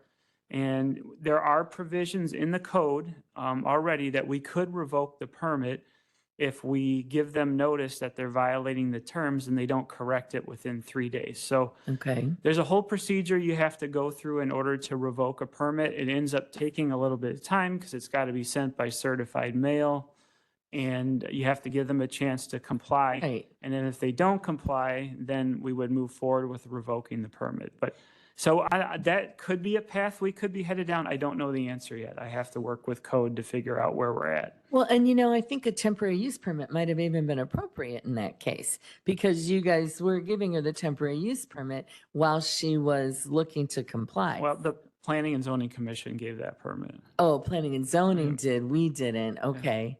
And I think planning and zoning also, right, gave the They wanted to Balmoral. give the person an opportunity to see if they could get the code changed, while they had the structure there. So Okay, I would say we should never give anybody a temporary use permit on the assumption that we might change a code.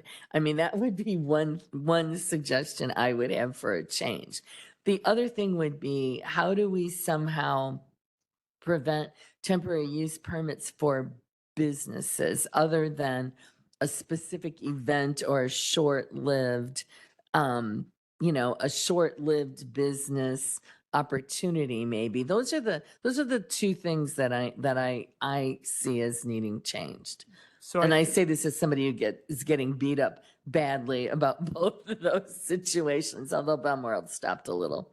I think what I hear you saying is that you have concerns about like a more, even though it's categorized as temporary, but like a consecutive period of operating a business where, for maybe months on end or maybe years, and not in the sense of we'll give this person a temporary use permit to have a couple events, and maybe if they demonstrate that there are no issues with that and they find that, okay, maybe I do want to apply for the permanent zoning for that, that might be okay.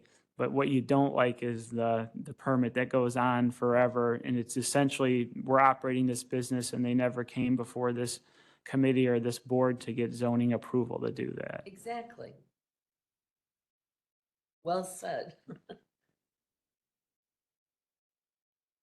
Well said. So you'd like us to investigate language that would do that and bring it back to the committee then? Yeah, that seems like logical next step. Okay, we'll do that. And thank you. I know Member Newquist already said it, but thanks for all your work on that. Okay. That brings us to the end here. Oh, wait. Land use resources. Did we want to address that, Director? Yeah. Just to let you know too. We're currently, the consultant's been selected. It was Tesca Associates under the RFQ process. And we're currently in negotiations for a contract. And that's about all I can share about that. So. Okay. Everyone's nodding their head. That's good. And on to reports, communications, and correspondence. You want to start with you? You have your light on. You have any comments? Sure. Just real quick with regard to the public comments that were made about Score Green, I'll speak with Tim Mack on Monday about that.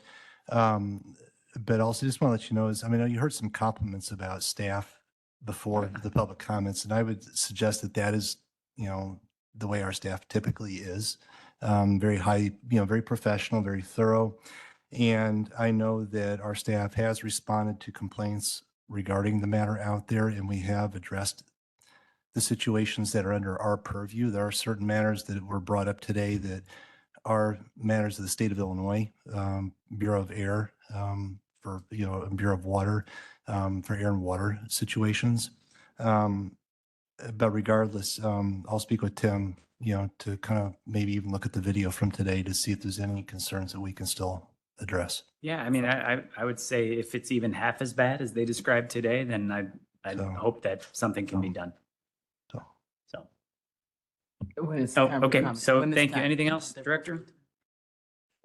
Yeah, thanks. And I agree with, your staff is always great and responsive and friendly. We appreciate you all. Committee members, any comments from the committee? Start with Member Mitchell over there. I rarely talk during this point because I'm usually ready to go. But I'm going to take this time to say thank you to all the staff, and I hope you have a happy 4th of July. Honestly, a lot is put on you every single month. I see that. I want staff to give a report. Staff, do you have any answers? Staff. And I was like, God, change your names. So I just want to say thank you to each and every one of you. And it's going to be nice to see you guys grow and develop and take over Brian. And just kidding. That was a joke, Brian. Just wanted to say that, and hopefully that we can solve the problem that was mentioned here. I don't know who George is, but thanks to George, give a shout out to George for going out there, at least checking it out. And if it belongs to air and water, you guys, let's not say it's not ours. I'm not saying this is what you did. I'm just saying don't stop at it's not ours. Try to kind of carry it to make sure that Air and Water gets it. That's all I'm asking. Or one of us, maybe we can do something. We have a lot of people who are anxious on our board. We have a lot of people who are anxious to like really get in there and serve the people. So if you can't get to it, pass it to us. And I just want to say thank you and have a happy 4th. Thank you, Member Mitchell. Anyone else? Dale got to learn to talk fast paced. So on to board members, I see Board Member Balich. Yeah, I've been getting emails about the Muslim cemetery. And according to the emails, they're building a foundation. And there was a permit issued. They sent me a copy of a permit. And then they sent me a thing from the last time this issue came up that said that they had to go through a special use permit to build the building. And so I'm just wondering where we're at on that and what's factual according to what's really happening based on, because I'm only looking at one side of, I'm seeing the emails and I'm passing them along. And then I went to get them out so I could have them in front of me today. And for some reason, 3 of them are gone. So I don't know what the heck happened. I have a bad iPad. I did ask staff about this before the meeting today, and they kind of filled me in on what's going on there. So when they got their original permits to have a Muslim cemetery, included in that is parking. And that's, they're well up within their rights to go ahead and move forward with that. What they're not permitted to do is build a funeral home. So that includes the washing of bodies and things to that nature. Right. And So they're not doing that right now. They're not doing that, even if it looks like they are. They're yeah, according to not what I'm permitted being to do told, that, at that they're least. building a foundation to build a building. And, I don't know. That's why that's something the land use guys, because I don't want to go pull my car in there and see if I get They take might pictures think, or they might think you converted something. No, they don't want me. and welcome you. I'm a Catholic for a long time. I'm. Herb tried to Did convert you me, want but to I address didn't do that, or it. did I? Though if I was going to convert, Do you I'd guys go have to any Herb comments Kirk. on that, or no? I'll just try and address the permitting. So, this, however many years ago, the first phase permit was issued, then we had this site development, for phase 2. It's only for parking and the driveway. That's all that was issued. We've had meetings with the owner and their, the attorneys that represent them. They fully understand that a zoning change would be needed to carry out whatever the final plan is that they've contemplated, which we haven't talked to them in quite some time, so I don't even know what their plan is right now, but no building permits have been issued, no building permits have been submitted to our office, even for review. So all we have right now is site development for parking and the access drive. Go ahead. And, also, and it's not just for this organizations, but for other organizations and other situations we have in the county, people will see things on websites. Things get posted on websites about intentions and what they would like to do. That's something we can't control. And again, until it's permitted through our office, it's perhaps something they can't do. But I know that's where a lot of things come from too, is when people see things online. So. Okay, well, thank you. Any other board member comments? Okay, we already did public comments, so motion to adjourn Brooks, second Mitchell, all in favor? Any opposed? Everybody have a nice 4th of July. Thanks. Okay. Anybody.